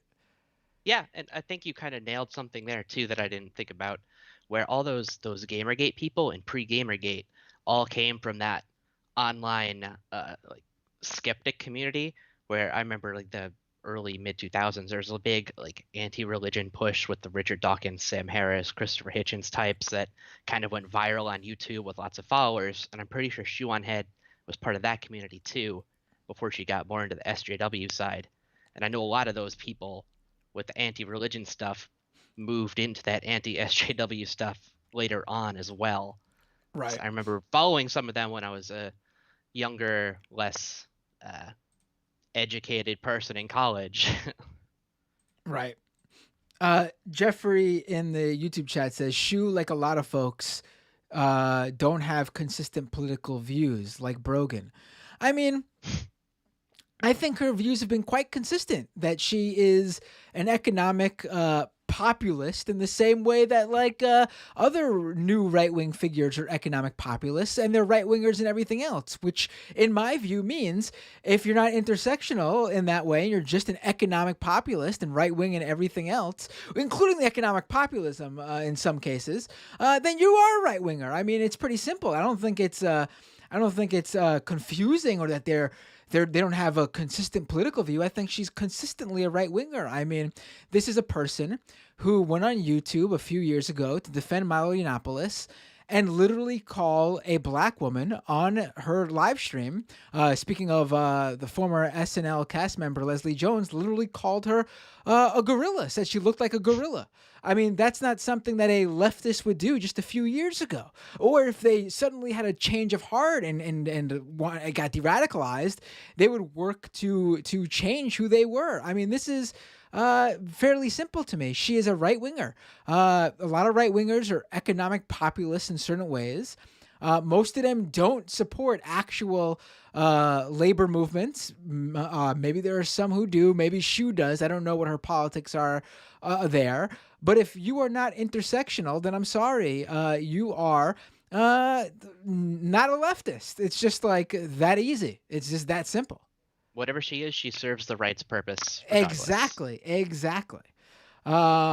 mean, I don't know many leftists defending Milo Yiannopoulos' right to say racist shit about black people. I mean, and then also while doing that, saying racist shit of your own. I mean, it's pretty simple to me. It makes no sense to me either, but I appreciate you taking my call, and I'm glad I had a place to vent about this, because you talk about it with people in real life and half of them will just roll their eyes at you and yeah, I mean, what the hell is a shoe on head? I mean, the thing is, like, you have to just not care what people think. Like, if you're going to talk about these people, because they have big fan bases, and a lot of people won't say shit about these people because, oh, I'm worried about like alienating that audience that could possibly watch me. I don't want Ron DeSantis 2024 being a fan. I mean, he's welcome to watch my show if he wants to hear what my views are, but I don't care about like alienating him and worry about what I'm going to say just in case that hurts their feelings. They don't want to tune in. Like, I don't give a shit. Maybe that's why I'm not super successfI don't have tens of thousands of people watching my live stream like some other people who are afraid to alienate these people have. But I don't give a shit. That's simple. I don't care. Also, I don't care about like, oh, will these people not be my friends anymore? I mean, quite frankly, when you get to a certain age and you have kids, you don't see people anyway. So having friends doesn't matter, to be quite frank. Hey, you got 10 friends, you got enough. Yeah, exactly. I mean, literally. I mean, pretty simple. And also, to your point of what you said actually about, the community and I think Michael Brooks was really onto something when he was like, the left has to build something like that to combat that. The left is often, has a tendency sometimes to poo-poo on religion or organized religion, I should say. And obviously there are aspects of organized religion I don't like. But if a sense of community is what these people are after, then I don't think that's a bad thing. I don't shit on anyone's religion, nor do I shit on, what they are getting out of it. But I do think the left should have something of their own, like some sort of camaraderie and community that they can, fill in there for those people looking for that. And I do think that's what's lacking on the left. We don't have that. And I don't mean like, the DSA or political groups. I just mean like, just places where people can go to, feel like they belong somewhere. It doesn't necessarily have to be organizing, even though that would be great if it is, but it doesn't necessarily have to be that, to be quite honest. Yeah, I think that makes a lot of sense. If you're going to like a DSA meeting or something, you're going there ostensibly because you have some political agenda you're trying to work together to do. But it would be nice if that business part of your community had another more just person-to-person focused getting to know each other on a deeper level than that. I don't know. Right. Don't know where I'm going with Right. that. No, just people you feel like you can talk to when you have an issue, so you can feel like, that they don't necessarily have the answer, but just talking to them about it makes you feel like, you're not alone. I mean, that's the big thing, right? With religion, you're not alone. Like, you have someone to talk to. Even, just reconciliation when you just go into church and tell a priest about the things that you feel like you would like to be forgiven for. I mean, people feel, the priest doesn't actually fucking do anything. He just says, obviously in the religion he does. He gets, God to forgive your sins. But in reality, he doesn't actually fucking do anything. But people feel good knowing that someone listened to their problems and that's that. And there's probably a reason that a lot of past civil rights movements were super intertwined with the religions and the areas that they were happening. Right. Well, I got to split, man, but I appreciate you taking my call. It was a nice chat. Oh, great conversation, Matt. Take care. Have a great day. Night. Whatever time it is. Yeah, it's nighttime. Yeah. You're in Connecticut. Take care. Bye. All right. One more person on the line here. I'm not saying it's the last call I'll take. I'm just saying there's one more person left on the line. All right, here we go. Hey, what's your name? Where are you calling from? Hey, Matt, this is Dr. Gus from Florida. Dr. Gus from Florida. How you doing? What would you like to talk about? A bunch of stuff, man. Did you, first of all, just quickly, did you see the crazy exchange I had with Glenn Greenwald on Twitter? I did not. What happened with Glenn Greenwald on Twitter? I don't know. He kind of lost his shit with me. I don't know. He posted something about some Lincoln Project people posing as. Oh, like, yeah. white The Lincoln supremacists, all Project that. did something so fucking stupid. To be fair, he's right if this was his criticism, where they basically had people they hired dress up as Charlottesville, white supremacists with the, the khaki pants and the button-up shirt and the tiki torches, and stand in front of Glenn Youngkin bus a couple days before the campaign, the election day. And online, some of the people involved with organizing this whole stunt pretended it was legit, pretended these were actual Glenn Youngkin supporters. And when it all fell apart, it turned out that this was a stunt from the Lincoln Project. They claim it was a stunt not to fool anybody, and that the Tiki Torch people they had down there were supposed to say that they were with the Lincoln Project, and this was basically just like a theatrical protest to remind people what happened in Charlottesville. Again, the Glenn Youngkin, Terry McAuliffe election for governor was in Virginia. But it completely blew up in their face. It was just a real stupid thing for them to do. What was Glenn's take that you were fighting with him about, though? I wasn't really fighting with him about it. He was just saying that Lincoln Project are basically Democrats in disguise, and What? so this is like a 4D chess move. Yeah. That's He the was complete just opposite. complaining about Reuters. They're Republicans. Yeah, They're Republicans. He was complaining that Reuters was calling them anti-Trump Republicans. So I didn't want to argue with him about anything. I just said, "Cry me a river, Theo boy," and he went on a rant about how I'm a neo-Nazi from Eastern Ukraine. I'm just kind of lost. I don't know where that comes from.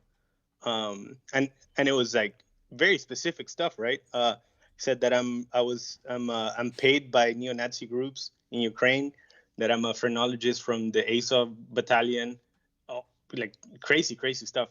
I don't know. I don't know if you could help me, like where that connects to anything.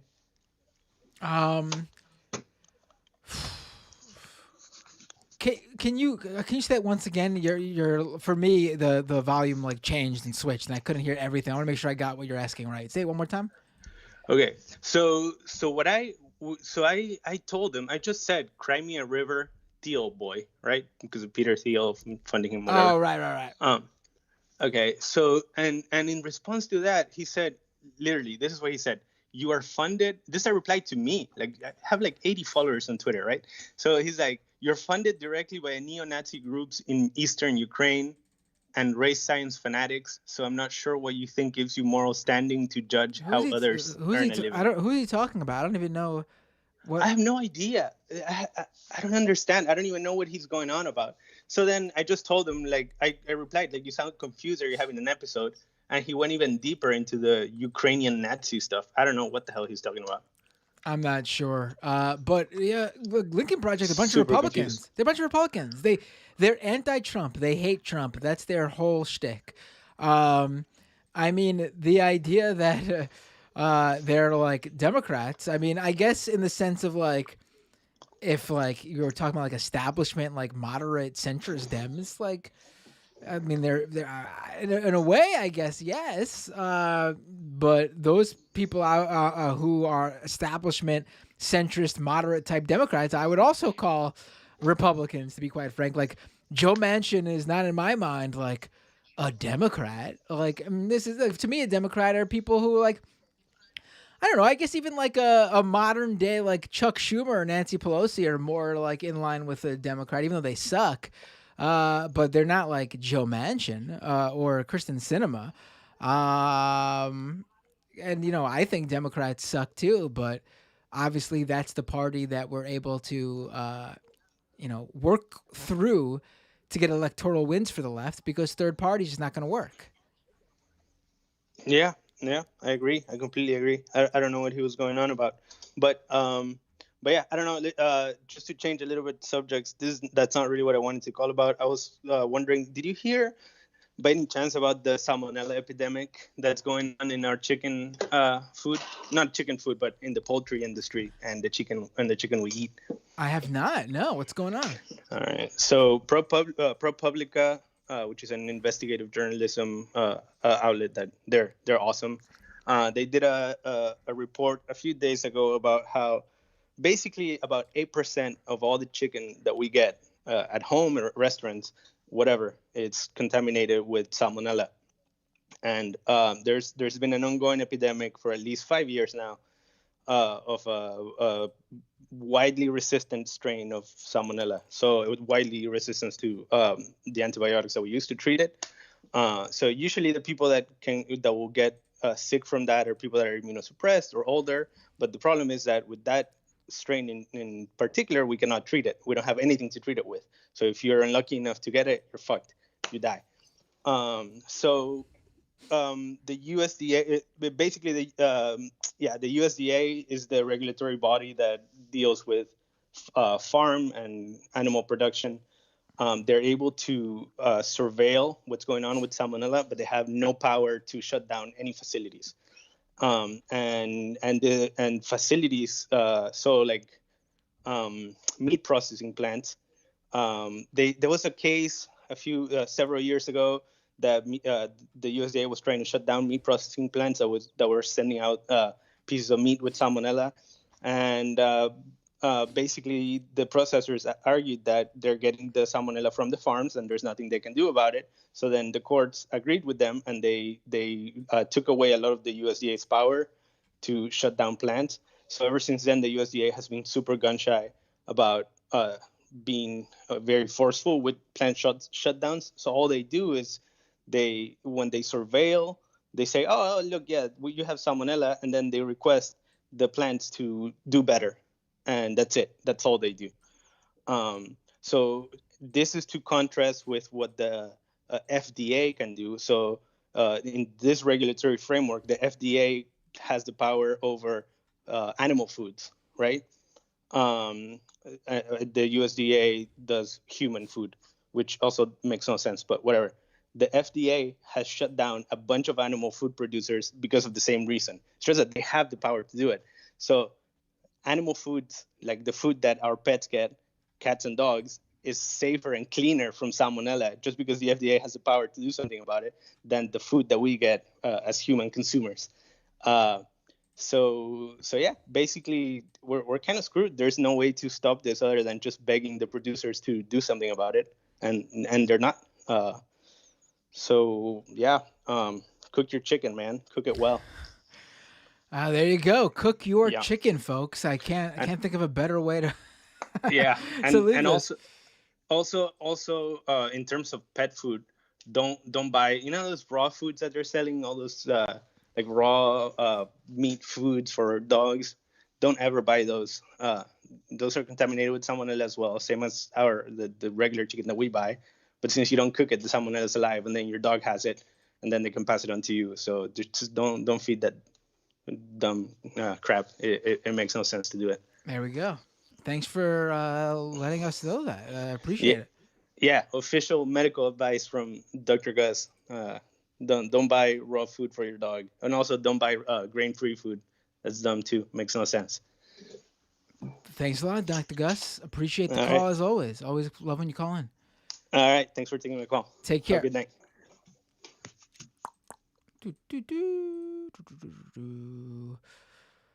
All right, let's play this. All right, so Project Veritas. Let me pull up that tweet I saw. Project Veritas. As you all know, this past Tuesday was election night. It was a good night for Republicans in Virginia and a good night for conservatives who were trying to take over school boards all across the country. They won big, but also a good night for leftists on a local level, winning some big races.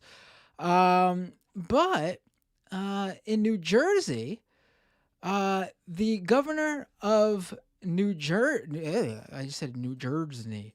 The governor of New Jersey, Phil Murphy, he eked out a victory when it looked like there might have been a big upset. Even though eking out a victory makes it look like it's bad for Dems, it's also the first time in I think 40 years or something like that where a Democratic governor has been reelected. So at the same time, I think it's a big win too, in my opinion. Because that's not what history said would have been more likely to happen. But anyway, because obviously Republicans did not win in New Jersey, they are claiming that there was some rigging going on. Of course, right? They won fair and square. Republicans won fair and square in Virginia. Glenn Youngkin beat Terry McAuliffe. No shenanigans there, right? But they didn't win in New Jersey, so obviously it had to be shenanigans, of course. Well, Project Veritas, James O'Keefe's organization that basically makes up shit for the most part, and has been sued and lost lawsuits for making up shit and presenting them in a manner that's not real, and have gotten people fired and closed down legit organizations from their propaganda. They have a new one they're putting out there. You might have seen this going viral. New Jersey gubernatorial election worker says, "I'll let you, a non-citizen, not registered voter, fill out a ballot right now. Hashtag expose New Jersey." And they're saying that obviously this proves that people who were not allowed to vote in New Jersey were voting. Let's watch the clip here and see what's going on. Voted in the election in January of last year? The presidential. Yeah. And did you register? No, I wasn't registered either. Are you registered now? Oh, I never filled anything out. No. Okay, then I can't see how you can vote because you're not registered. Remember, I do remember him. Okay. Remember, we was allowing anyone to come in. We was allowing anybody to come in, and they say Presidential. Presidential. Yeah, during the general, they just let us. Okay. They're showing I'll in let New you Jersey know laws that say non-citizens can't vote. Whether or not it's going to be, they're going to count it, I don't know. But I don't know if it works because I'm an It does work. But I'm an Irish citizen. I'm not. It doesn't matter. I mean, you have some citizenship here? With the work visa, yeah. Listen, we'll let you do it. They'll figure that out.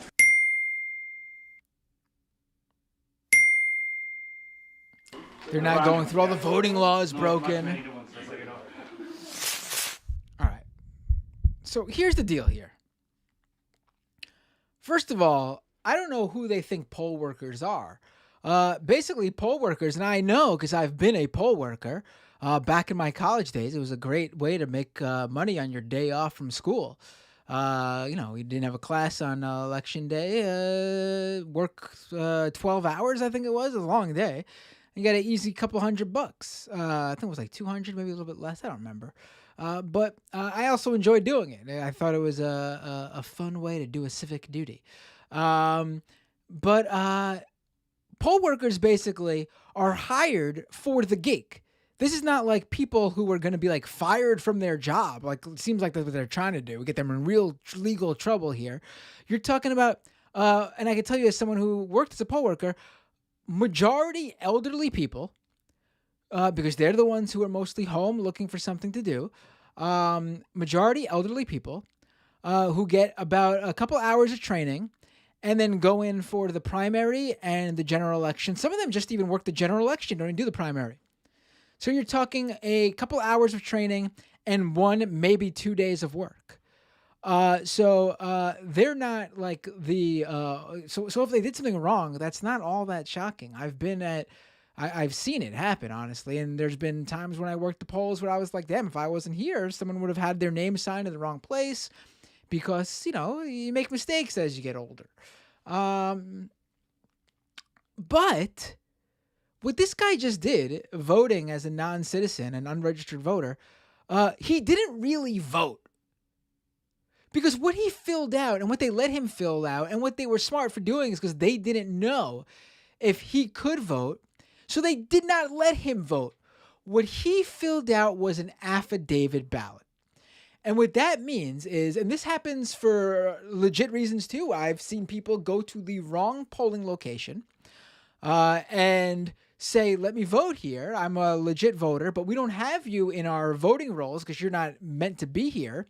But they're not going to have time to get to their actual polling place, or they don't want to go to the actual polling place. We let them fill out an affidavit ballot. And what that means is that vote does not count. It does not right away or automatically. It does not go through the machine. It does not get counted up in the computer tally at the end of the night when we open up the polling machines, or how they do it with the computers now, and tally up all the votes to send to the general location where it's all added together. Those votes are not included there. Those votes are looked at manually. Those ballots, I should say, those affidavit ballots are looked at manually, one by one, and double-checked and cross-checked to make sure that that person can vote. And only then does their vote get added. And this is usually days, if not weeks, I would say weeks for sure, after those original election results come in the night or the night after. Usually poll workers are taught to let people fill out those affidavit ballots. So if their vote, if they are eligible to vote, they didn't miss out on getting the ability, they didn't miss out on voting. And if they're not eligible to vote, then when their affidavit ballot's looked at, it'll be tossed. It'll be ripped up and tossed. That's simple. That's simple.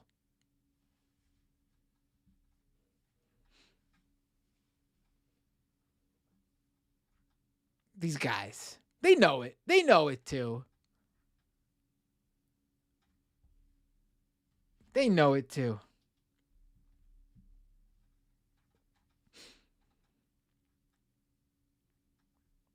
Bullshit artists. Let's go to... Did I have another clip I wanted to play? I think I did. Oh, this is fun. This is fun. Where is this? Okay, so Tucker Carlson. I'm not going to talk about the most recent thing with his back because I haven't got a chance to read all that. You voted in the election in January. Whoops. Grabbed the wrong video.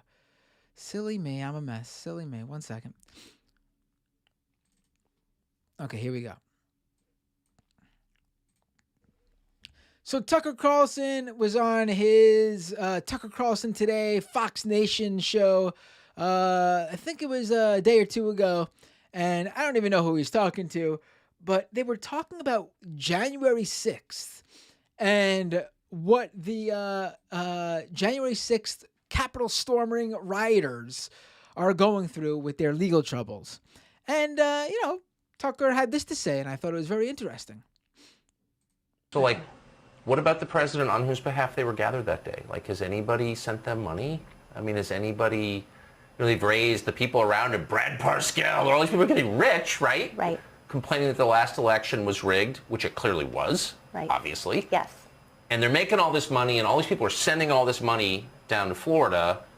But is any of that money going to defend these people who went to this rally on behalf of that candidate? Not that I know of. And I will say no. No. And it's a question that I've been asking myself, and I know a lot of them have been asking too. We were there, and a lot of them were there to support Trump. They were there to support Trump. Yeah. They were there to protest the election being taken from him unlawfully. But aside really from a few comments about political prisoners, and he has said a few things about Ashley Babbitt, to my knowledge, and I'm pretty involved in what's happening with the defendants, especially the detainees, no, there has not been any financial aid coming from anyone of a prominent position to help these people. I just find that appalling. I do really too. do. I do really too. find that appalling. I do too.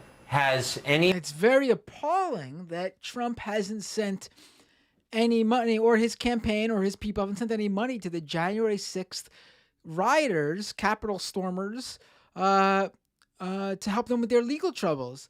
That's interesting coming from Tucker, because I was told that January 6th was this via his own Fox special.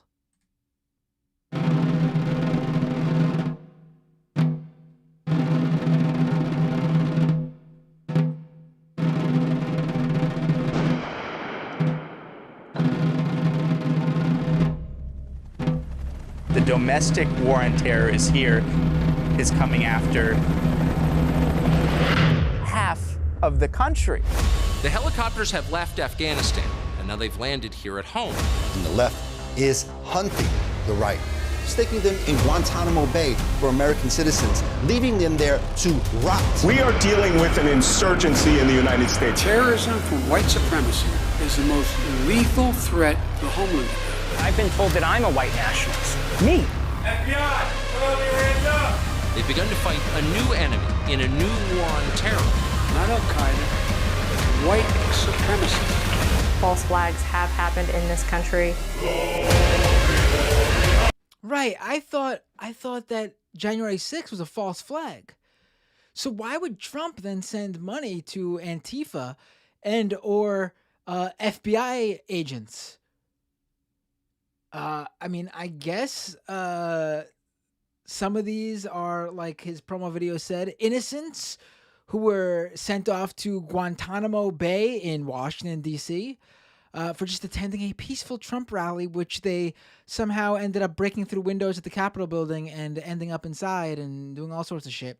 But, they were, it was Antifa and FBI people.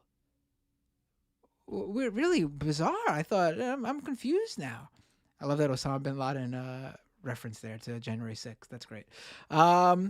Really bizarre. I'm so confused now. I thought it was a false flag. Why would Trump be sending money to these people? Also, Marjorie Taylor Greene's out there. Do I have this clip? I should have this clip. I definitely have this clip. Hold on. Where is this clip? Come on. Give me this clip. Give me this clip. All right. Maybe I don't have it. Oh, here we go. All right. I'll just do a screen share here.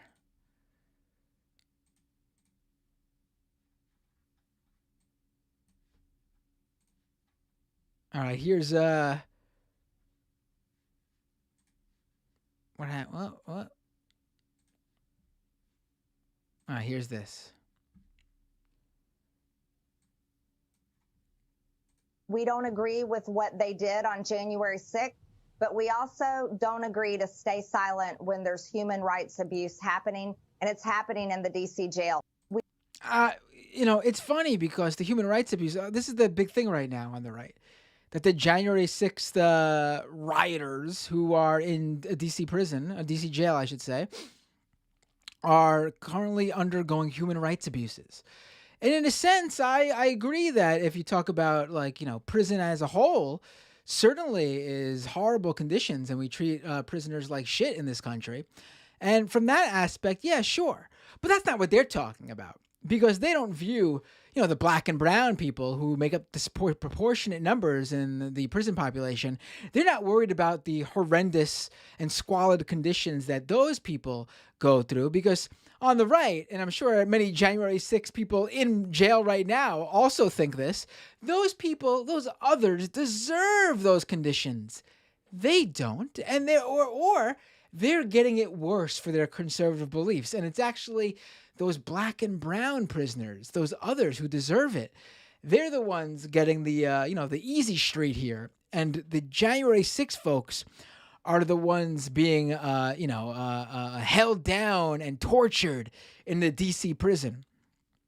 Well, I read a recent report where D.C. prisoners were actually, as a whole, being moved to a new facility because the current facility was so horrendous. And when people asked, I'm looking at the sheets of all these people being moved, why aren't any January 6th rioters who are in jail being moved to this new facility? Well, the reason was because they're already in the new facility. They never went into the shitty one. In a sense that, again, all these prison facilities are probably crappy, but, the nicer one that they're all being moved to now was the only one the January 6 folks ever knew. Ridiculous. You think maybe at the very least they would open their eyes to see how unfair the justice system and the prison industrial complex is to everybody. But no, of course not. They're unique.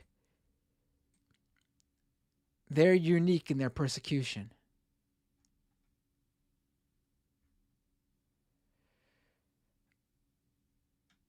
Oh,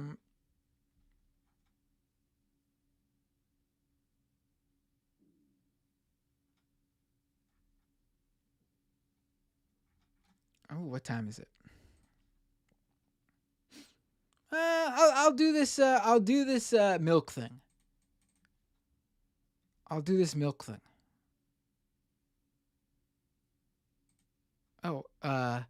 it's coming out. The WWE released some people tonight, some talent, some wrestlers, fired them from released them from their contracts, and it looks like they're not saying exactly who, but a few of them were released for not getting vaccinated. Oh, we got a call. 1 second, let me take this call. What's your name? Where are you calling from? Oh, my name is Nathan. I'm calling from Chicago, and I wanted to change the topic, but I wanted to talk about wrestling for a second. Oh, I was actually just talking about wrestling, so perfect. Oh, did you talk about the release of wrestlers today? I literally just brought it up as you called in, which means being that the stream is always slightly delayed, you probably didn't even, you were calling when I brought it up. What a coincidence. Yeah, I was picking my moment, and I guess it worked out. There you go. What would you like to talk about regarding it? Just like the couple of factors I'm thinking of, like how WWE today has announced there's all these record profits going on, and then immediately followed by the releasing of at least a dozen wrestlers, which kind of goes against the narrative of like when companies are doing good and stuff, that it's just going to trickle down to all of like the people that are a part of the business in the first place. When like we have record profits, we're going to release people during technically still a pandemic. Right. I mean, they are exactly. That's that's a major thing. Like people who obviously wrestling is a very niche industry, but and if you're into politics, I would say oftentimes you should pay attention to wrestling because a lot of it trickles into politics. But yeah, exactly. WWE's every like quarter, WWE talks about making record profits, and every quarter since the pandemic began, they've been releasing a handful of talent. It's almost incredible. They've completely depleted their roster. I will say that it appears that a few people released today were released for being unvaccinated. Nia Jax, The Rock's cousin, has been one of those people specifically mentioned. So if that's the case, for those individuals, I say, good. Don't care about them. Hopefully they won't run for politics like Drake Younger is. Yeah, exactly.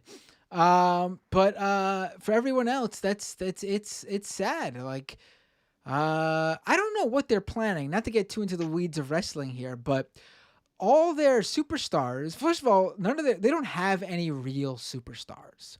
I mean, except Roman. I mean, Roman Reigns. Yeah, I mean, but how many people? Like, to me, a superstar is someone who transcends wrestling. I thought John Cena for a long time, for the majority of his WWE run, was barely that. Oddly, I'd say The Miz.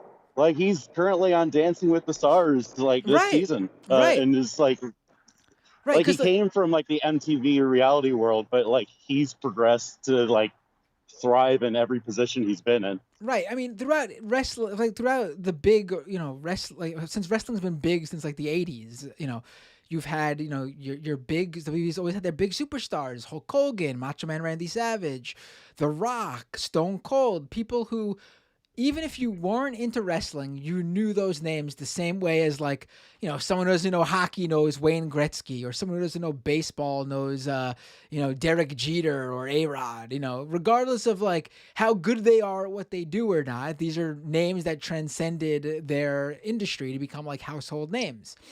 And nowadays, and I would say John Cena did become that in the WWE, not as early as I think they were pushing that he was that, but he did become that. Roman Reigns is not that. I would say Brock Lesnar's probably the one that they have, but he's not even a full-timer. But all their big stars and even the upcoming ones are like pushing like close to 40. And I know wrestlers, they can keep going to their 50s, some of them even their 60s, but which makes them different than the sports world. But that's not what the WWE wants. The WWE wants like a Randy Orton who's gonna like start when they're in their early 20s and be there still to this day. And like, been watching Randy Orton for almost like 20 years now, and the dude's like just hit 40 recently. Like that's what they want. Part of the reason of that could have been, which kind of related to what we've seen today, is like the last couple of years they've been more intending on like hiring talent as a way to like prevent other companies from being able to get those talents and like rise up, which that is a very predatory like form of capitalism to be.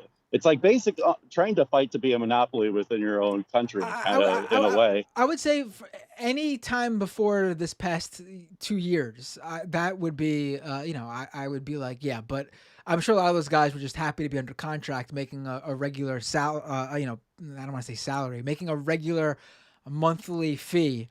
even if they weren't being used during the pandemic when all these indie wrestling organizations were completely shuttered to begin with.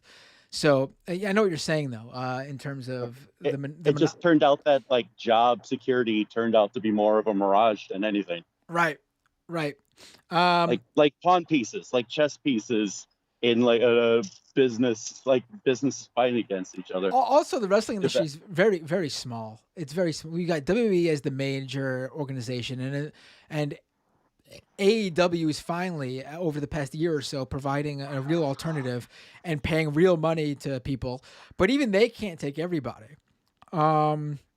There's a handful of smaller companies that could take, and this is not the WWE's talent release is not the only one, because Ring of Honor is shuttering for a couple months at the very least, which is not good. There's one less regularly paying wrestling promotion. The other one I could think of is Impact. There's also Major League Wrestling. Do they sign people to contracts that pay a good amount of money? I can't imagine that, though. Who's backing? But they also, I'm not sure who's the backers of that, but they got TV on Vice, and they've been able to expand to 2 shows at the moment. And the people that have worked there have simultaneously worked for Impact Wrestling and AEW. So like working there would mean you're able to supplement income, and places like New Japan. Right. Then there's obviously in the United States, we just named, I think, all the companies that pay regularly. Obviously, there's bigger indies that hold more regular events, but none of those talents are under contract with those indies. And then plus there's traveling overseas to places like Mexico, Canada, and Japan, which the whole pandemic kind of makes that vulnerable in itself. Right. In Mexico, you got AAA and CMLL. In Japan, you got New Japan Pro Wrestling. Are there what else is in Japan right now? I know there's a bunch of like indies, but what's another Noah? There's Noah. Right. All Japan Lisa Pro Wrestling. Right. DDT, which is a fun company, but it's also like has ridiculous natures to it. They have a 24 title belt. Is DDT big enough, though, to be having people under contract and paying them regular sums of money every, like a regular income? Maybe for the people that are actually living in Japan, but like if you're like traveling, that might be a stop to do along the way. Right. And kind of like if you're in Impact, you would maybe go to New Japan Pro Wrestling, although that's very like territorial, where they're not going to necessarily let you like be freelance and go for all the companies at the same time. Right. I mean, and outside of the U.S., Japan, and Mexico, I can't. What are they? I mean, there are countries where wrestling's big, but they don't really have a wrestling company. England is an example of WWE seeing something start to form and then trying to like take a project and like drain it out, because wasn't Progress growing into something that could have been like a full-time company for some of these wrestlers, but then WWE came in with NXT UK and basically signed away all their talent? Before Progress, there was going to be a television reboot over there of World of Sport, which we in America would probably never seen unless we went on YouTube or did other means. It's like, and there was starts for that to get underground, which then led to WWE to start to show interest in taking over that area, which led to them working with Progress and Revolution Pro and ICW, Insane Championship Wrestling, and a handful of them out there. But then with kind of like the promise of like, we're going to help you out. You're still going to be able to use these wrestlers like Pete Dunne, Tyler Bates, and like the collection. But then slowly those promises started to not exist anymore. And so like, you got your emergency vehicle coming by. Oh, I'm in Chicago, so I'm actually more surprised that it hasn't happened more frequently. Downtown Chicago, so it's like not to like create that stereotype that Chicago is a violent place. It's like, no, it's a big city, so like that's comes with the territory. Right. That when 2.7 million people live in the same like city, but there's going to be more stats of crime. Right. Like even like local level, it's kind of nice.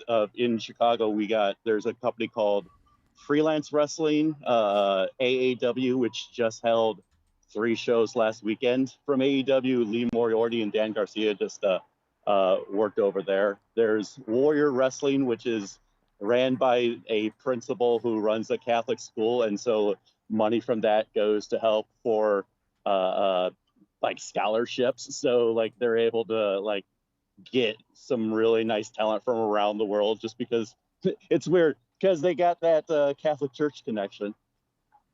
It's Right. also kind of an irony that's like our hope for like a more like alternative from WWE is like, in a way we have to look to Tony Khan, but at the same time it's like we're looking to somebody whose family has so much money that he's able to just like AEW is a toy to him. Yeah, so it's I'm getting yay, this billionaire has a toy. I'm getting a bit worried about how people are looking up to him as some sort of like hero. Like I mean, he seems like a nice guy, as nice as a billionaire could be, I guess. And it seems like in some ways he does actually care about his talent in ways that WWE doesn't seem to. But at the same time, he's still a billionaire. Eventually, he will be releasing people and doing things like that for the bottom line, I'm sure. And they're still not unionized over there. To me, nothing will say you've put your money where your mouth is than a wrestler union. The first organization to do that, I will say they actually care about their talent. Until then, I'm not buying it 100%. You could care about them more than the others, but I'm still not sold on you until you're welcoming a wrestler union in, like every other professional sport has. Or if you don't consider wrestling a sport, which it's not, like actors do. I mean, athletic theater. Yes. Why it always baffled me why pro wrestlers weren't part of SAG. I mean, SAG should have been on top of this years ago. They're especially at least with WWE, AEW, Impact. These are theatrical performers on television, multiple hours every week, 52 weeks a year. I mean, it's baffling to me that they don't find an opportunity there to bring a whole slew of people into their union, but apparently they're not doing it. It's frustrating in a way. The last time that I've heard like union seriously brought up was old shoot interviews with Jesse Ventura about the earlier days, but eventually like the idea of forming a union, he got stooged out by Hulk Hogan himself. So if you need more reasons to hate Hulk Hogan, he is a traitor to unions. Oh yeah, I know that whole story, right? Jesse Ventura. I know people think he's a conspiracy theorist. He's certainly not in the same category as today's conspiracy theorists, but he's probably one of the more progressive voices in pro wrestling history. Like the dude legit tried to form the first ever pro wrestling union, and got fired for it when Hulk Hogan blew his shit and told Vince about it. There was a moment when the concept of the People's Party was starting up, and like some names were starting to like pop up to it, and then like Jesse Ventura was like, "Oh, I'll give this a shot," despite the fact that it has Jimmy Dore. So it was like maybe the Ventura will be able to cancel out the Jimmy Dore-ish nature of the People's Party. Turned out no, it did not. But right, yeah. Is there anything else? If you like, or if you're interested in hearing about another way that wrestling and politics have crossed over, I would look into Japan. Vice recently had a documentary on a deathmatch wrestler by the name of Onita, who is like, I'm familiar. And as soon as like FMW, it's the company that inspired ECW to exist in a way. Yeah, I'm familiar. Hayabusa was my fave back in the day. Oh, I'm enjoying I'm going back and watching some old Hayabusa matches, watch the VHS of old Terry Funk matches, and it's after Onita and FMW like ended, he got into politics like in Tokyo and got elected. And there was another wrestler named the Great Sasuke who was with another promotion. I think it was Michinoku Pro, who would get elected into city politics. And then eventually those two fought in a exploding barbed wire match. So there has been just an interesting note, there has been a time when two elected officials in Japan have like thrown each other into barbed wire and into explosions. Right. They did Onita was here in New Jersey on Halloween. Oh yeah, the H2O, his dream was to have a exploding barbed wire match in America, and he got to do it before like his legs weren't going to let him do it anymore. He also was a person who was able to put together wrestling shows in Afghanistan, like when he was in the world of politics. He eventually had to leave because of a sex scandal, which I didn't know about that. I don't know. I was surprised in that, but maybe that's a story for another show. Oh yeah, good, because I don't know much about that. Oh okay, yeah, I thought you did maybe. All right, thanks for the call. Really appreciate it. Oh, I've been wanting to chat about wrestling with you for a while, so this has been a pleasure. Oh, feel free to call in again, and we'll chat more about wrestling. Try to call in a little bit earlier next time too, if you can, because I feel we went like 16, 17 minutes, so we definitely got a conversation in. But we're getting at that time of the show where I'm starting to lose a little bit of energy. Oh, I completely understand. Have yourself a great night. Take care. Take care. Have a good one. Bye. Bloop bloop. Great call. I love talking about wrestling. Love talking wrestling. Love talking about wrestling with. I don't know what I'm saying anymore. Should I do this milk thing? I don't even know if I got the energy to do it. I don't want to. Remember, I'm not doing the marathon shows anymore. All right, I'm shutting down the phones, and I'll do this milk story.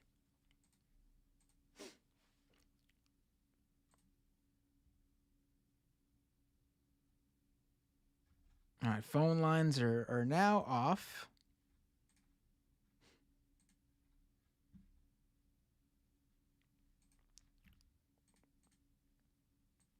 Let me pull up the tweet too,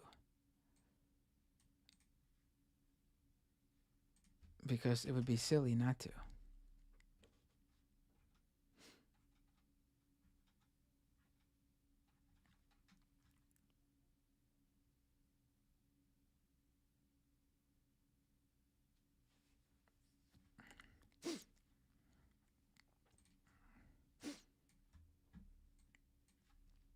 All right, let me cue it up here.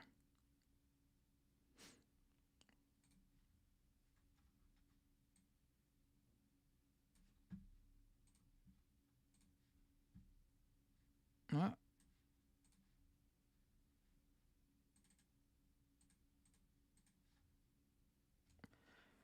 All right, so wait, that's not it. Where'd it go? All right, here it is. All right, so I'm on. If you were on Twitter today, you probably saw this video going around. It's got like an absurd amount of views. What is it? It's got 4.3 million views from CNN. Brianna Keller, a CNN anchor, tweets out, "A gallon of milk was $1.99. Now it's $2.79 when you buy." Oh wait, that's giving away the whole. Let me actually play the video first, and then we'll get to the tweet. Because that's giving away the big reveal part. That's hilarious. All right, so let me restart here. So if you were on Twitter today, you probably came across this CNN segment that was tweeted out by the anchor in this clip I'm about to play about inflation. Let's play this clip. It went viral. I think it's got almost like 5 million views on Twitter. Let's play this clip. See if you can notice anything weird about it. As the U.S. experiences lingering high inflation and severe constraints on the supply chain, families are being forced to deal with the consequences in their everyday lives. Evan McMorris-Santoro is live for us in New York City right now. Evan, you spoke with one couple about how this new economic reality is affecting how they feed their kids. What did they tell you? Well, Brianna, that's right. The important thing about this inflation right now is, there's a lot of reasons why it's happening, but the important thing is where it's actually hitting. And it's hitting things like the cost of shelter, the cost of gasoline, like where I am at this gas station behind me. Gas is up more than $1 since last year. And here in Manhattan. I just want to say, what do you think is the reason for the gas thing? What was going on last year? What was going on last year, 2020, that possibly could have affected the price of gas? I mean, when something is in demand, price goes up. When something is not in demand, price goes down. So I'm assuming gas was not in demand last year. Trying to put my finger on why gas would be more expensive than last year. Do you guys remember what was going on last year? I can't remember. Maybe people weren't traveling so much last year. Maybe people were sort of like hunkered down in their homes for some reason or another last year, which would have required, gas stations to lower the price of gasoline so they could get it, so they could sell it. And I don't know, but maybe I'm not really onto something. Maybe I'm just looking at something when there's nothing there. I don't know about you guys.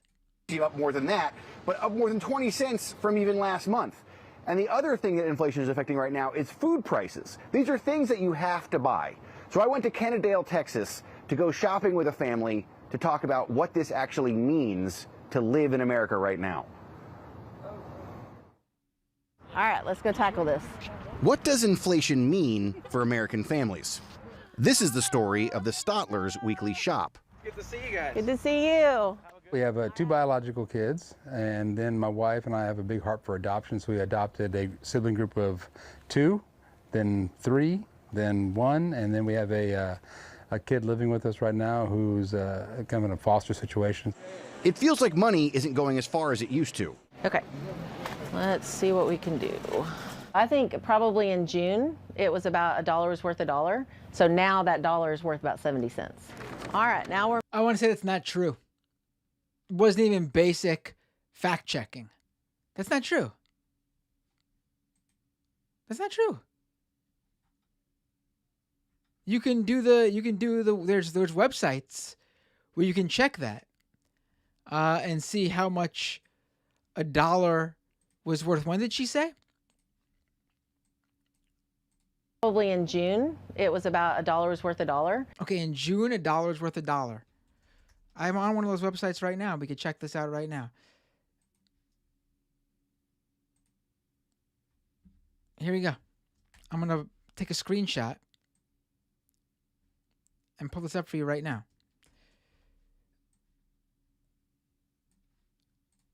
And again, I don't care about these people in this segment. They're inconsequential to this. I'm hitting CNN for the terrible journalism here.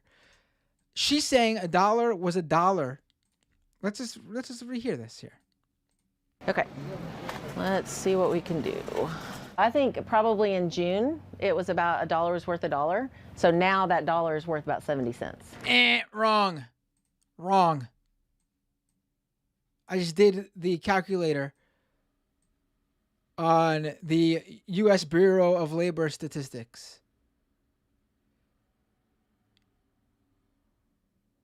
The CPI inflation calculator uses the consumer price index for all urban consumers, U.S. city average series for all items, not seasonally adjusted.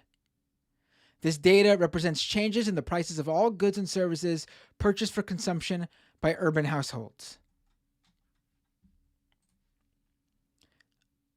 $1 in June has the same buying power as $1.01 in September.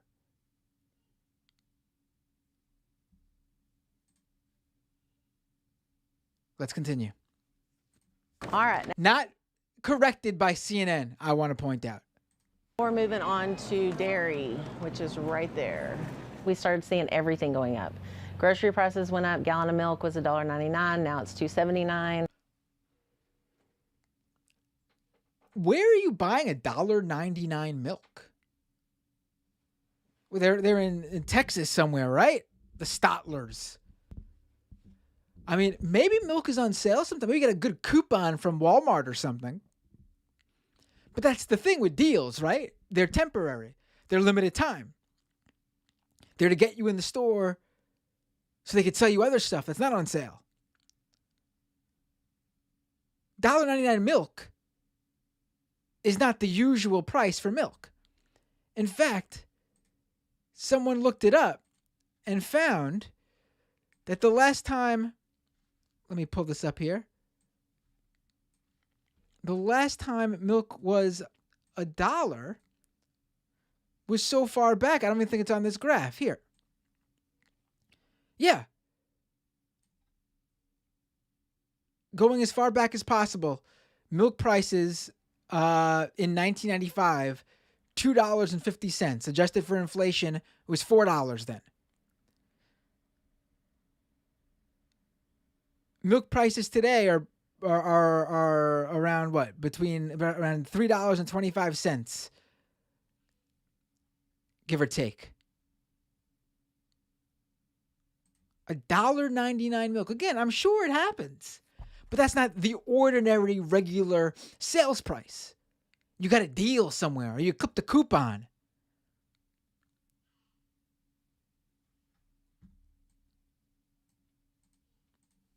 We started seeing everything going up. Grocery prices went up. Gallon of milk was $1.99. Now it's $2.79. Well, when you buy 12 gallons a week times 4 weeks, you know, that's a lot of money. 12 gallons of milk a week. Now remember, you know, a lot of people focused on the 12 gallons of milk a week. It's a lot. It's a fucking lot. It's a lot of milk. 12 gallons of milk. I got 2 kids. And we don't go through, I don't think we go through a full gallon in a week. Probably a gallon every week and a half, 2 weeks. And that's only really because they like their chocolate milk. And their cereal. But 12 gallons of milk a week. Now remember, they got 9 kids. So I guess it makes sense. But it also makes me question, why did CNN decide this is the family to put as the face of the inflation problem they're saying, even though I just showed you there is none. But if that's even their storyline, why would a family with 9 kids, 7 of them being foster kids, be the family that you put in there to represent the average American's woes? This is mind-blowing to me. Like, this is ridiculous. Also, I highly doubt that if this was like a black or brown family with 9 kids, or even more than like 4 kids, and even 4 kids that were complaining about the ability to afford things for their 4, 5, 6, 7, 8, 9 children, I think the way this package would have been put together would have been a lot different. I don't think it would have been done, period. But if a package was put together, I can guarantee you the storyline would not be poor American families struggling to get by with inflation. It would be why the fuck this family having so many kids. Let's continue here, though. That's what I'm talking about. Thanks, brother. Again, this is what they buy every week. If you want to get any of these that are $1.79, you can pick 5 boxes worth. Grocery shopping means tough choices right now. We're not also buying the most healthy stuff. If you're buying for 9 people, you should be going to bulk places if you're looking to save money. Why aren't you at a Costco or BJ's or whatever, a wholesale, buy online at wholesale price, bulk orders or whatever? 9 kids plus the 2 of you, that's enough for bulk orders. Why are you spending, I just saw the pricing on the cereals you're buying. Why are you spending $4 on a box of cereal if you got 9 kids to feed? Also, another thing that's being left out here, if you got foster kids, and they said that they've adopted some of them, but some of them are foster kids, you get paid for that too. So, I mean, they're making money out of this too. So, again, not the good thing that they're doing, checking out foster kids, taking care of foster kids. I think that's a good thing, obviously. My point is why CNN chose this family to put in this position as the American family struggling. Like I just pointed out, they're getting money for taking care of the foster kids, I'm sure. Again, they got 9 kids. This doesn't make any sense. Prices have gone way up, but I feel kind of guilty sometimes we can't afford the really good things that would be healthier also. Okay, so P.F. Chang's is like the elite. So let's You mean look. elite price or elite quality? Like both. Okay, so don't. So, so where are the family size meals? Why are you buying frozen foods? Like, listen, I get that frozen food is. I grew up on frozen food. I get why people with lots of kids or any kids buy frozen food. It's easy, quick to do. But 9 kids frozen food. You want to save money? You don't buy frozen food for 9 kids. Jesus. This whole thing is unbelievable. And, you know, it's even worth continuing after the Bottlers milk keep thing. a close eye on their budget, and they shop deals. This is 20 ounces. How many ounces is that? 24, so get that one.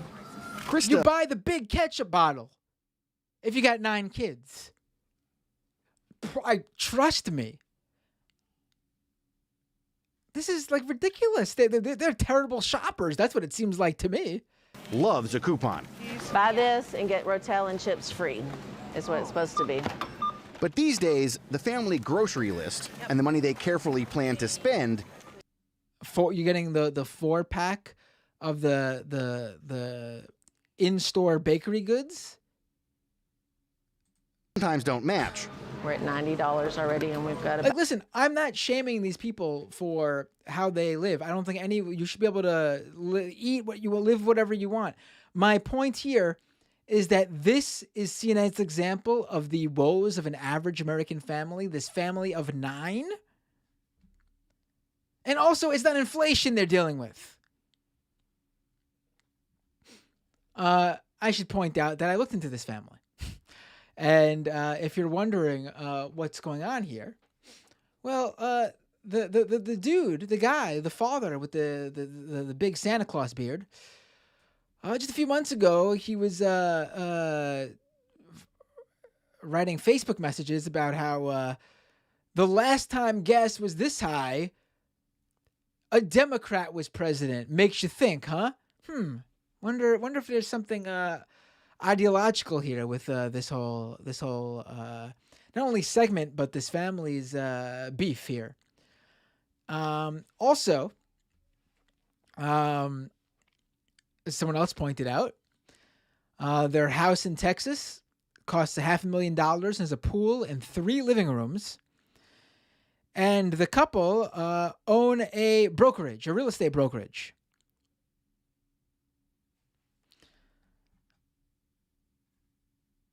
I mean,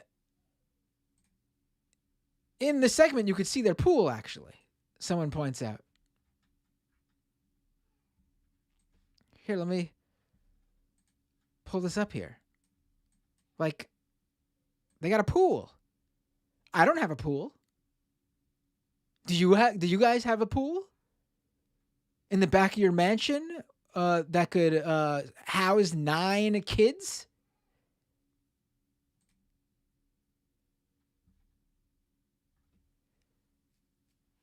Like,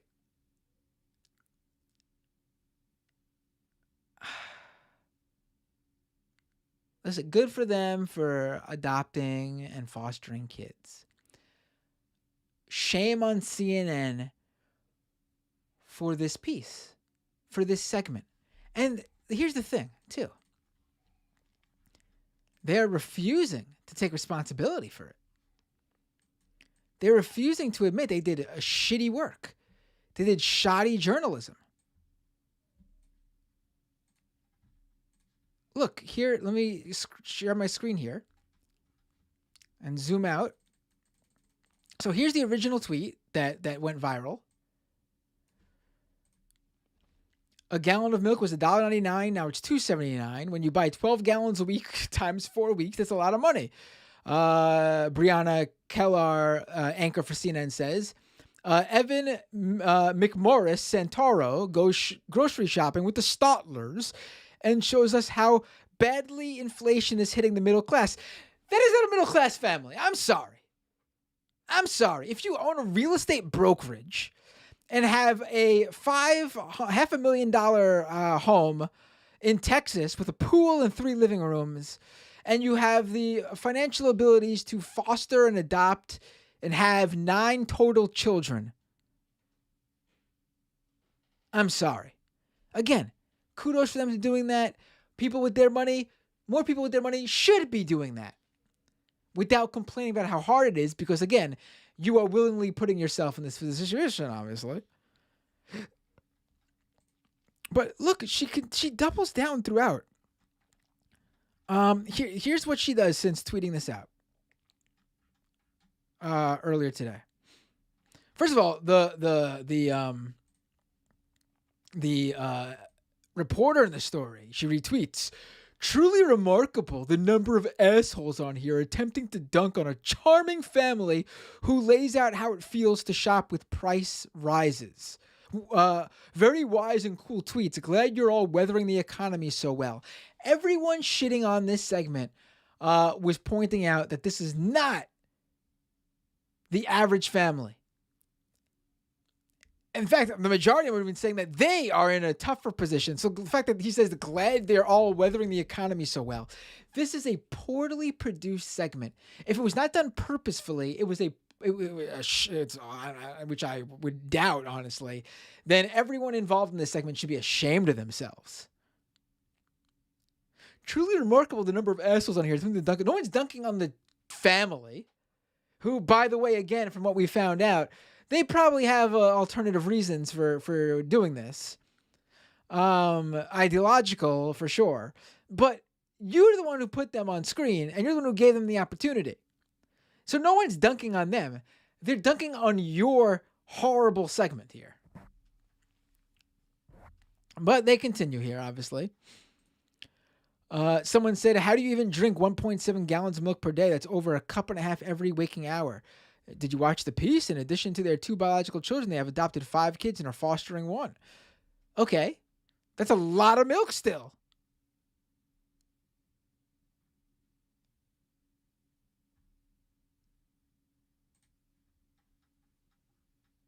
And this was a great point. We shouldn't diminish what this family is feeling, said a critic. I'm just confused.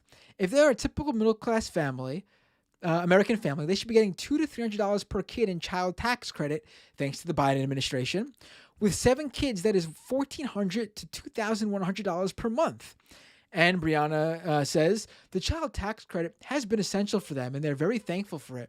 It spared mom and dad from taking on second jobs. Bullshit, second jobs. They own a brokerage, please. Second jobs. And helped offset the rising cost of food, gas, and utilities. But they're still feeling the squeeze on their grocery bill. Your segment did not mention the child tax credit being a help, did it?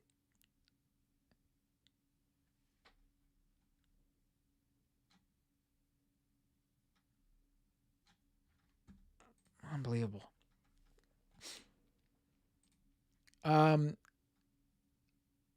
Kevin Cruz points out, wait, when was a gallon of milk last going for $1.99? He's who put that chart up. And Brianna says, I take it you don't buy your milk at Walmart with coupons or on deal days. Then that means that milk was not usually $1.99, blowing up your whole segment. If something is on sale for a limited time, you have a coupon or a deal or a temporary in-store sale, then that is at the average price, which means they should be expecting milk to usually be $2.79, and they got lucky going in on a day where there was a coupon or an in-store deal. Like, that doesn't defend your segment.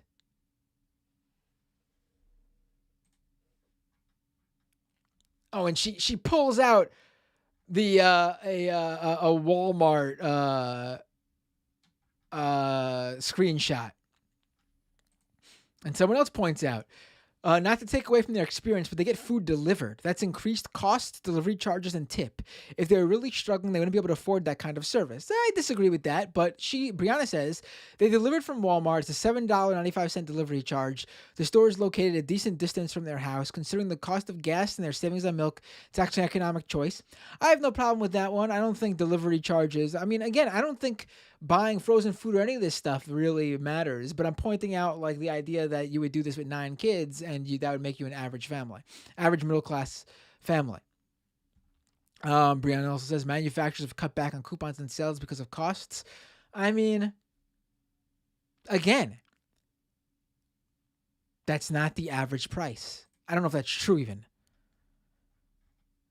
And her final tweet on the matter, look, the silver lining here is that a lot of people who have never had to shop around for the store with the cheap milk are now, never mind. No. You, Brianna Keller, and anchor Evan McMorris Santoro, and the rest of the CNN people involved with producing this segment, you are the ones out of touch for looking at this family who owns a $500,000 home with a pool and 3 living rooms and 9 kids and all this other stuff that puts them well out of line with a middle-class family in America. And you are out of touch for looking at their claim about inflation, which I just showed you is a bullshit, misinformed, disinfo claim to begin with, and putting this on air. You are the ones out of touch. And here someone found that Facebook post from the guy in the family about I haven't paid this much for fuel since the last time a Democrat was in the White House.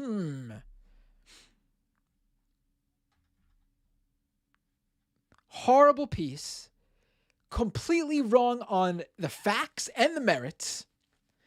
And they're trying to make it seem like they're the ones in touch with the middle class. This is just like that segment I did just a few months ago where I compiled all the clips of the CNN, various CNN segments about how they interviewed all these poor small business owners to discuss how, the unemployment, the extended unemployment because of COVID from the Biden administration, it's really doing a number on these small business owners. And they interviewed all these small business owners saying, we can't compete with the unemployment. Just bring these people back. And now we know also, we knew then, because I did my segment then and called out the bullshit. We now know for 100% sure, indisputably, from a mainstream media perspective, but everyone with a half a brain cell knew back then, too, that was bullshit, too, because there hasn't been this huge, amazing hiring spree, and still small businesses are not, hiring people, and there's been how many cases that you could just see online from people who do apply to these jobs and then are told that their wages are lower than they advertised and the hours are lower than they advertised, because it's all bullshit. It was all just a way for small business owners to punish employees who decided that they were not going to work during the pandemic because they felt like they were getting a handout while these same small businesses were rolling in PPP money, which was supposed to go towards their employees. Absurd. And CNN ran that shit the months and months ago too. No accountability from CNN. Or they did exactly what they set out to do. And here this is all over again. A new agenda. Biden administration. All the prices are rising. Also, I love the focus on the milk. How many families are really struggling with, let's say this is even true, how many families are really struggling with the couple dollars, not even dollars, literally couple of quarters that milk went up, or the lack of buy one get one free coupons at the supermarket for potato chips, or the buy one get one half off for the frozen foods. How many families is that the major issue? And not the rising prices of rent all across the country. Never real. God forbid we do that. God forbid we discuss that one. God forbid we do the student loan crisis, right? Like, that's not the major issue. The real issue is the couple extra bucks each week, not the couple extra hundreds of dollars on multiple different things like rent and student loans that we have to pay every month.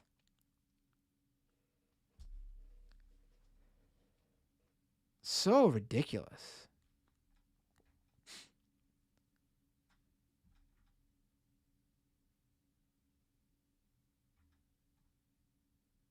So ridiculous. Milk.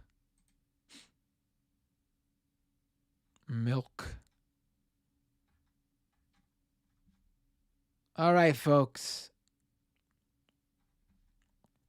That's the show. Oh, shit. What the hell happened here? Got a ton of people in the Twitch chat right now. Did we get a raid or something? What happened? Who raided? Did you guys catch that? Oh, man. Did you guys catch that?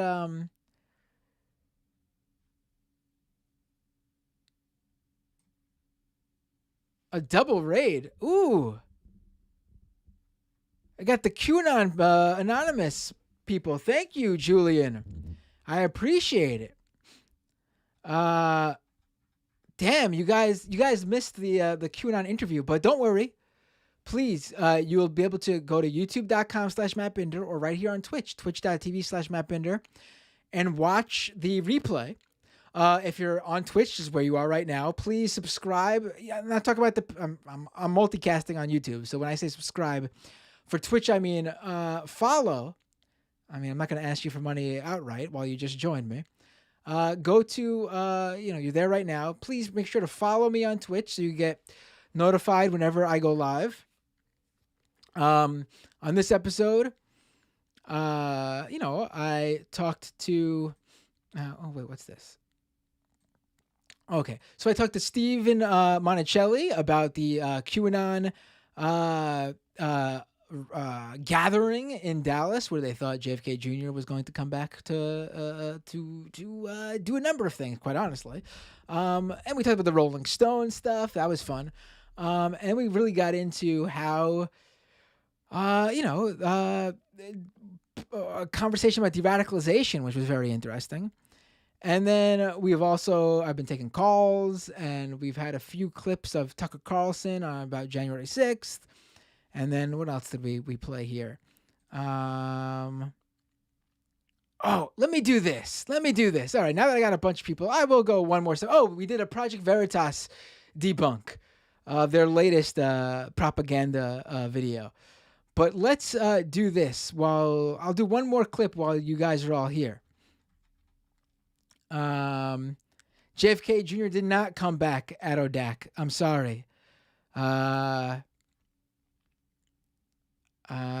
tell the Raiders about yourself, says SV Harkin. Right. Well, I am a lot of people know me from my time on the Majority Report, where I am still a weekly co-host on Thursdays. I used to be on every day, though, back in the day, on the Majority Report with Sam Cedar as a contributor and producer, alongside Michael Brooks, the late, great Michael Brooks. And then, I've been covering the far right and right-wing conspiracy theories for, probably like 8. I've been doing this for over a decade, but specifically focusing on right-wing stuff since like 2012, perhaps. And then really being on top of one of the few people on top of Gamergate from the beginning, which led me to a deep understanding of online reactionary movements. I did what is believed to be one of the earliest QAnon focused episodes of a podcast. I first covered QAnon. On my Twitter, I was talking about it in in the early days of October, November 2017. But I did a podcast episode with Will Sommer in January of 2018. And I know a lot of you from the QAnon Anonymous podcast love those guys. Great show. But that episode of this show was even before there was a QAnon Anonymous podcast. So I just want to... but anyway, also, what else? So thanks for tuning in.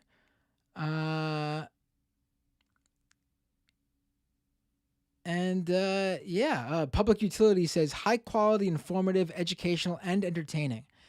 Thank you. AS says it's true. Matt was on top of QAnon way before the mainstream media or even the left journalist sphere was onto it. Thank you. Simplistic Linguistics says, and then they kicked you out, the majority report. No. I left because I had a kid in late 2015. And Sam Cedar couldn't pay me having a kid level salary. So we left on good terms, obviously good terms, because I am a weekly contributor on that show now. But you catch me Thursdays on Majority Report for the fun half with Emma and Matt Leck and Brandon of the Discourse. So yeah, let's do this Tim Pool clip. And then I'll call it a night. So, folks, if you aren't aware, and I talked about this earlier on the Majority Report, they didn't know, which was shocking to me because they're usually on top of the Tim Pool news. But once again, Matt Binder outscoops even them. But I wasn't the first to the Tim Pool thing though. Just first in the Majority Report world. But if you're not aware, Tim Pool was shockingly absent from his live stream channels over the past week. Now, this was weird and concerned a lot of his followers and fans. Because since like 2019, I believe, Tim Pool has pretty much done a daily live stream on one of his many YouTube channels. This is a guy who's running one of the biggest right-wing YouTube channels, although he'll claim it's not right-wing, it's right-wing. Right-wing YouTube channels. He makes an estimated $600,000 a month from his channels. Kudos to him. That's the dream, right? But he was absent from doing his regular show for days, and people were starting to get concerned. And then suddenly, on Wednesday, I guess, all the rumors flying, he posted this. Oh, wait, that's not it. That's my screen. Here we go. He posted this. This past week, I've been MIA because on Friday, I tested positive for COVID. Tim Pool's got COVID. Now, this is a guy who's been on this daily live stream show that he does on YouTube to his tens of thousands, if not hundreds of thousands of live stream viewers. His episodes after the stream and combined with the replays regularly get like close to like 1 million, if not hit 1 million views, if not more. Has been, pushing various COVID-19 anti-lockdown sentiments, anti-vaccination sentiments. Not just him for all these, I'll be fair, but having these type of guests on, his producers saying this stuff, alternative methods, alternative medicine, I should say. This guy who has been one of the promoters of COVID-19 not being that big of a deal and all this, the anti-mask stuff was big from him. All of a sudden, this complete healthy young man has got COVID, and from what he says, he was near deathly ill. Extremely bad case. My lungs were getting really bad. I think I would have ended up in the emergency room were it not for the prescription that I got, which is the kitchen sink treatment. Basically the same thing that Joe Rogan got. It was. Oh, he got the kitchen sink treatment. The same thing Joe Rogan got. And hold on, let me pull up exactly what that treatment was, because I know that he tweeted about it. That kitchen sink treatment is monoclonal antibodies, ivermectin, something called azithromycin. I'm not familiar with that one. Along with an NAD or NAD, not familiar with that either. And a vitamin drip. Let's keep hearing from Tim Pool about this whole kitchen sink. Monoclonal antibodies, ivermectin, azithromycin, and I also got NAD and a vitamin drip. And I believe those made me way better. I truly believe it was the monoclonal antibodies that made me better. I have a much longer update explaining everything that happened over at youtube.com/TimCastNews. Oh, okay. So go and check that out. It's a half an hour explainer of everything that went half down. an hour. I want to give a special thanks to Joe Rogan for just his support. I Now, I want to let you guys know in on this right here, because I don't know if he gets to this in this clip, but I do know for a fact this is what happened. So Tim Pool, after realizing that he's really sick, he contacts a clinic. And apparently he asks for ivermectin. And they won't give it to him because ivermectin is not FDA approved. Now, I've had on Dr. Osgood on this show, who is, in my view, one of the most important voices in the ivermectin debate. He is a former member of the FLCCC, the frontline COVID care group that basically has become the major promoter of ivermectin. And he very publicly left that group. Now, Dr. Osgood is a guy who believes from his own use that ivermectin can be used to relieve symptoms, not fix COVID. He's not a miracle drug like the FLCCC promotes as curing COVID. He believes it could just help you with how you feel from his own experience. However, he also says that the data's not there completely, and this is just, on a case-by-case basis of what he's seen, and he's ready to say that could be wrong when a large enough study comes through that shows that it wasn't, in fact, the ivermectin doing that. He also very publicly left the FLCCC because they do not promote the vaccine. And he says that the number one way to end the pandemic and not get deathly ill from COVID is by getting vaccinated. So he left that group. So I'm not someone who's like, one of these like people going overboard and spreading like the ivermectin conspiracy theories from the other side, like that silly report about how ivermectin like makes people and makes men infertile. I've spoken to someone who we had a great conversation, and so I know the details here. This is a guy who was not happy that he couldn't get ivermectin, and talking about Tim Pool now. And so what does he do? He calls up Joe Rogan. Now, remember, this is someone who's been telling his audience, all sorts of things about the lockdown and the vaccinations and the masks, basically downplaying the seriousness of COVID-19. How many of those people that watch his show, how many of them do you think have access to Joe Rogan? Because what Joe Rogan does when Tim Pool calls him is Joe Rogan tells him, let me hook you up with my contacts who will get you this kitchen sink. How many Tim Pool's viewers have access to Joe Rogan to get them the kitchen sink? Finding a doctor, they gave me this prescription. Yeah, I think it saved my life. I genuinely think it was that bad, but check it out, and I'll see you there. Now, also, he doesn't say it in this clip. I just wanted to make sure. Joe Rogan offered to pay for Tim Pool's treatment. Again, Tim Pool's making like 6 figures a month, so I don't know why that's a thing. But Joe Rogan offered to pay Tim Pool for the treatment. How much was this treatment? This kitchen sink? $3,600. How many of Tim Pool's viewers have $3,600 lying around? If they even got the Joe Rogan contact to get the kitchen sink treatment, how many of them have the $3,600 lying around to pay for it? When they could have just got the fucking vaccine for free, right? But on top of that, how many of them have Joe Rogan to offer to, I'll cover it, buddy. Don't worry about it. What these guys are doing to their fan base, their viewers, is in my estimation, so irresponsible.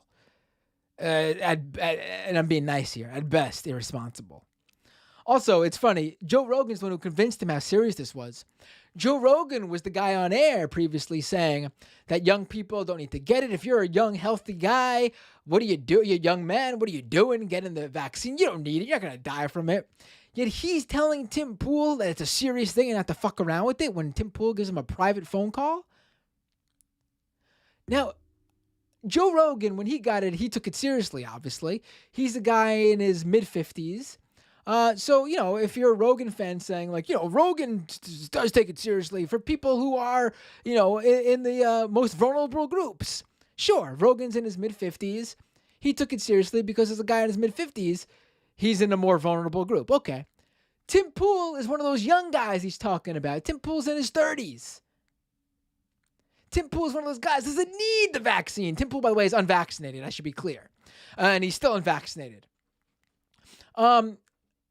Why is Joe Rogan telling Tim Pool in this private phone call, listen, young man, healthy young man, which in another clip that Tim Pool posted, he talks about how he's a very healthy guy, doesn't even have piercings and tattoos. Young man, you need to take this seriously, says Joe Rogan in a private phone call. Unbelievable. And if you're wondering how Tim Pool, by the way, got COVID-19, apparently he held a in-person live show at a bar in, I believe, West Virginia, where they offered 200 free tickets, which sold out, and had comedians and did a live Q&A with him and his producers. No vaccination requirement. No COVID testing at the site. No mask requirement even. Just a free-for-all.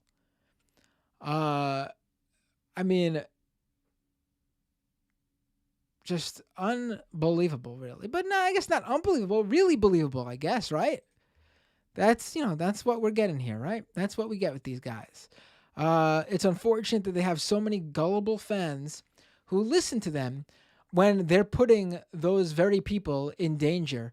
And those very people don't have the access to Joe Rogan, these specialty doctors, the money, or a Joe Rogan-esque moneyed friend to lay out the $3,000 such dollars for the kitchen sink treatment.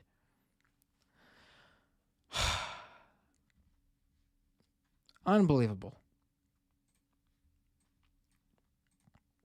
Unbelievable.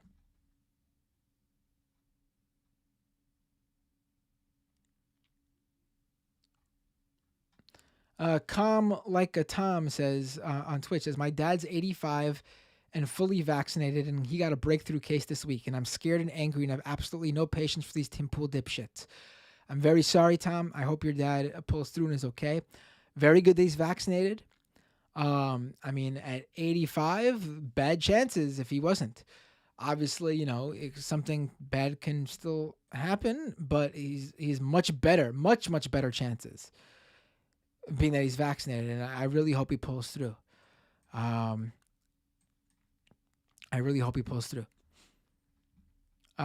Last says Rogan has heart issues like most anabolic users. Wolf Cat with a Gun says they both kitchen sinked it. I am now a Mad Lib. Falco Shooting Laser says avoids vaccine to stick it to Big Pharma, buys ivermectin from Merck. Right. All right.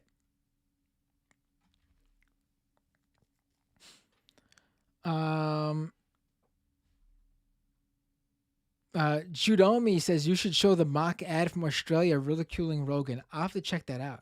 I heard about it. I haven't seen it yet, though, so I don't have it on me. Jeffrey says Tim Pool got started at Occupy. Want to hear something even worse? I have to apologize. I've apologized before. I gave Tim Pool his first media spot. I know. Back in 2011, when Occupy was in full gear, I was at the Majority Report with Sam Cedar. And we were following Tim Pool's live streaming work on the ground at Occupy at Zuccotti Park in downtown New York City. And we both, Sam and I both said, let's get him on the show. He's doing good work down there. And so I was the one who reached out to Tim Pool and booked him on, is what Tim Pool has said, by the way, on Tim Pool's first media appearance. My hands are dirty. I've got blood on my hands. I was a young man in my 20s back in 2011.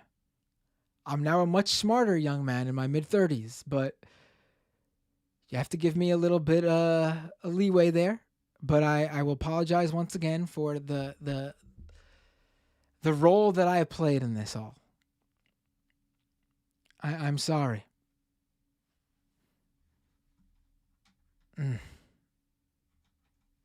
Like I said, folks who are unfamiliar with me, from the raid, I've been at this for too long, and luckily, I think that's the one thing.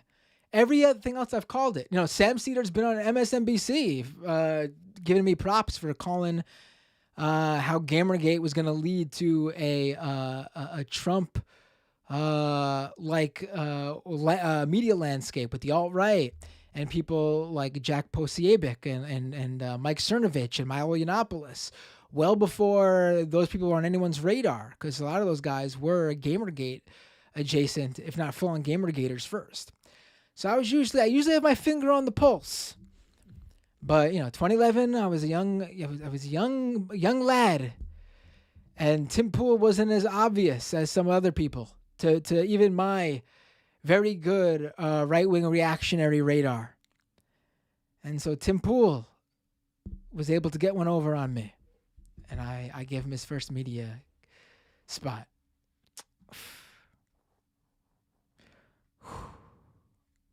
Ugh. All right, folks, I'm so glad that some of you got to see my live stream for the first time. I hope you stick around. YouTube.com/MattBinder. Subscribe there.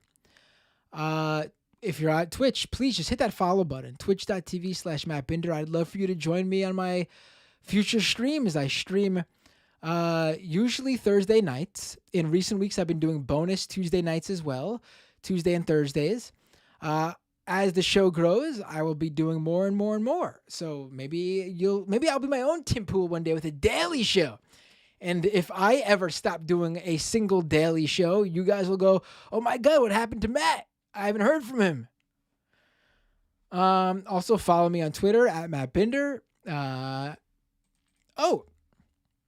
Over on the Patreon, last week my Patreon broke through 300 for the first time, but then first of the month hit and we lost a few people, as every Patreon goes through on the first of the month when people cancel or their cards decline. But just got a few extra patrons during this live show who got me back over the 300 mark. Evan B. and Jesus. Thank you both so much for joining the Patreon and becoming patrons and getting me back over or at the 300 patron mark. Really appreciate it. With your support, this show can grow and I could do more things, do more shows, get more people to help me out. Because right now, this is from day one, this has been a one-man band show. This is all me, the producing, the booking, the streaming, the hosting, the editing afterwards of the podcast version of the show, and the clips I put up on YouTube, all me, except I do in recent months have a volunteer, great guy who's been helping me with some of the YouTube edits. So it's been a one-man band with an asterisk with that volunteer helping me out. Yeah, that's the show for tonight. Thank you all so much for joining me. Oh, let me do this because I want to, pay it forward. Who should I raid on Twitch? Let me go to Twitch right now. Who should I raid to send you fine folks to so I can spread the love as well?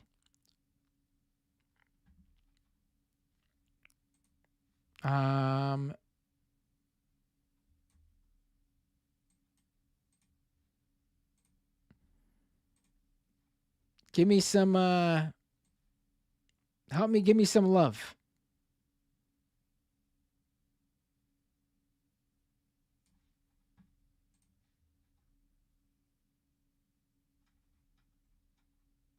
Oh, I got a few people, a slew of people who subscribed with on Twitch. Thank you so much. Wolfcat with a gun. Hey, it's Vina. Dr. Gus. Dr. Gus also gave me some bits on Twitch. I gotta start having the Twitch feed open too to make sure I get you guys. Oh, Spinach Monster with the gift subs. Thank you so much. Calm Like a Tom with the sub. Thank you. I gotta thank Julian too, by the way, for the raid. That's very nice. Spinach Monster again with the sub. Bug Gas with the sub. Thank you so much. Nug Wrangler, Mobile Newman, Ferdsteger, Awesome Possum Blossom. All these people subscribed during the show on Twitch. Thank you so much. I really appreciate it. Who am I rating now? Who am I spreading the love to? Ooh, got a bunch of people. I see a lot of people saying AMC3. I think I've rated her before.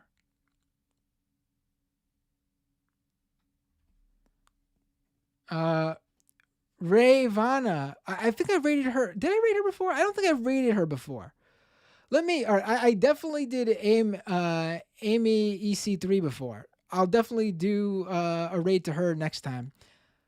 Let me do, I saw a few people say Ravana. What do you think about that? Ooh, I got a few people saying $27 too. Who's $27? All right, you know what? I'm going to check out them right now really quick, and I'm going to raid whoever has less viewers right now, because I want to help out smaller channels. I know how it is. All right, we got $27 with less than 100. We got Ezekiel says thank your wife for watching the kids, Matt. They're in bed. She put them to bed, thankfully. That's why I stream late, folks, if you don't know, because I got kids. Ravana's got over 100. Let me check Amy EC3, and whoever's got less is gonna get my.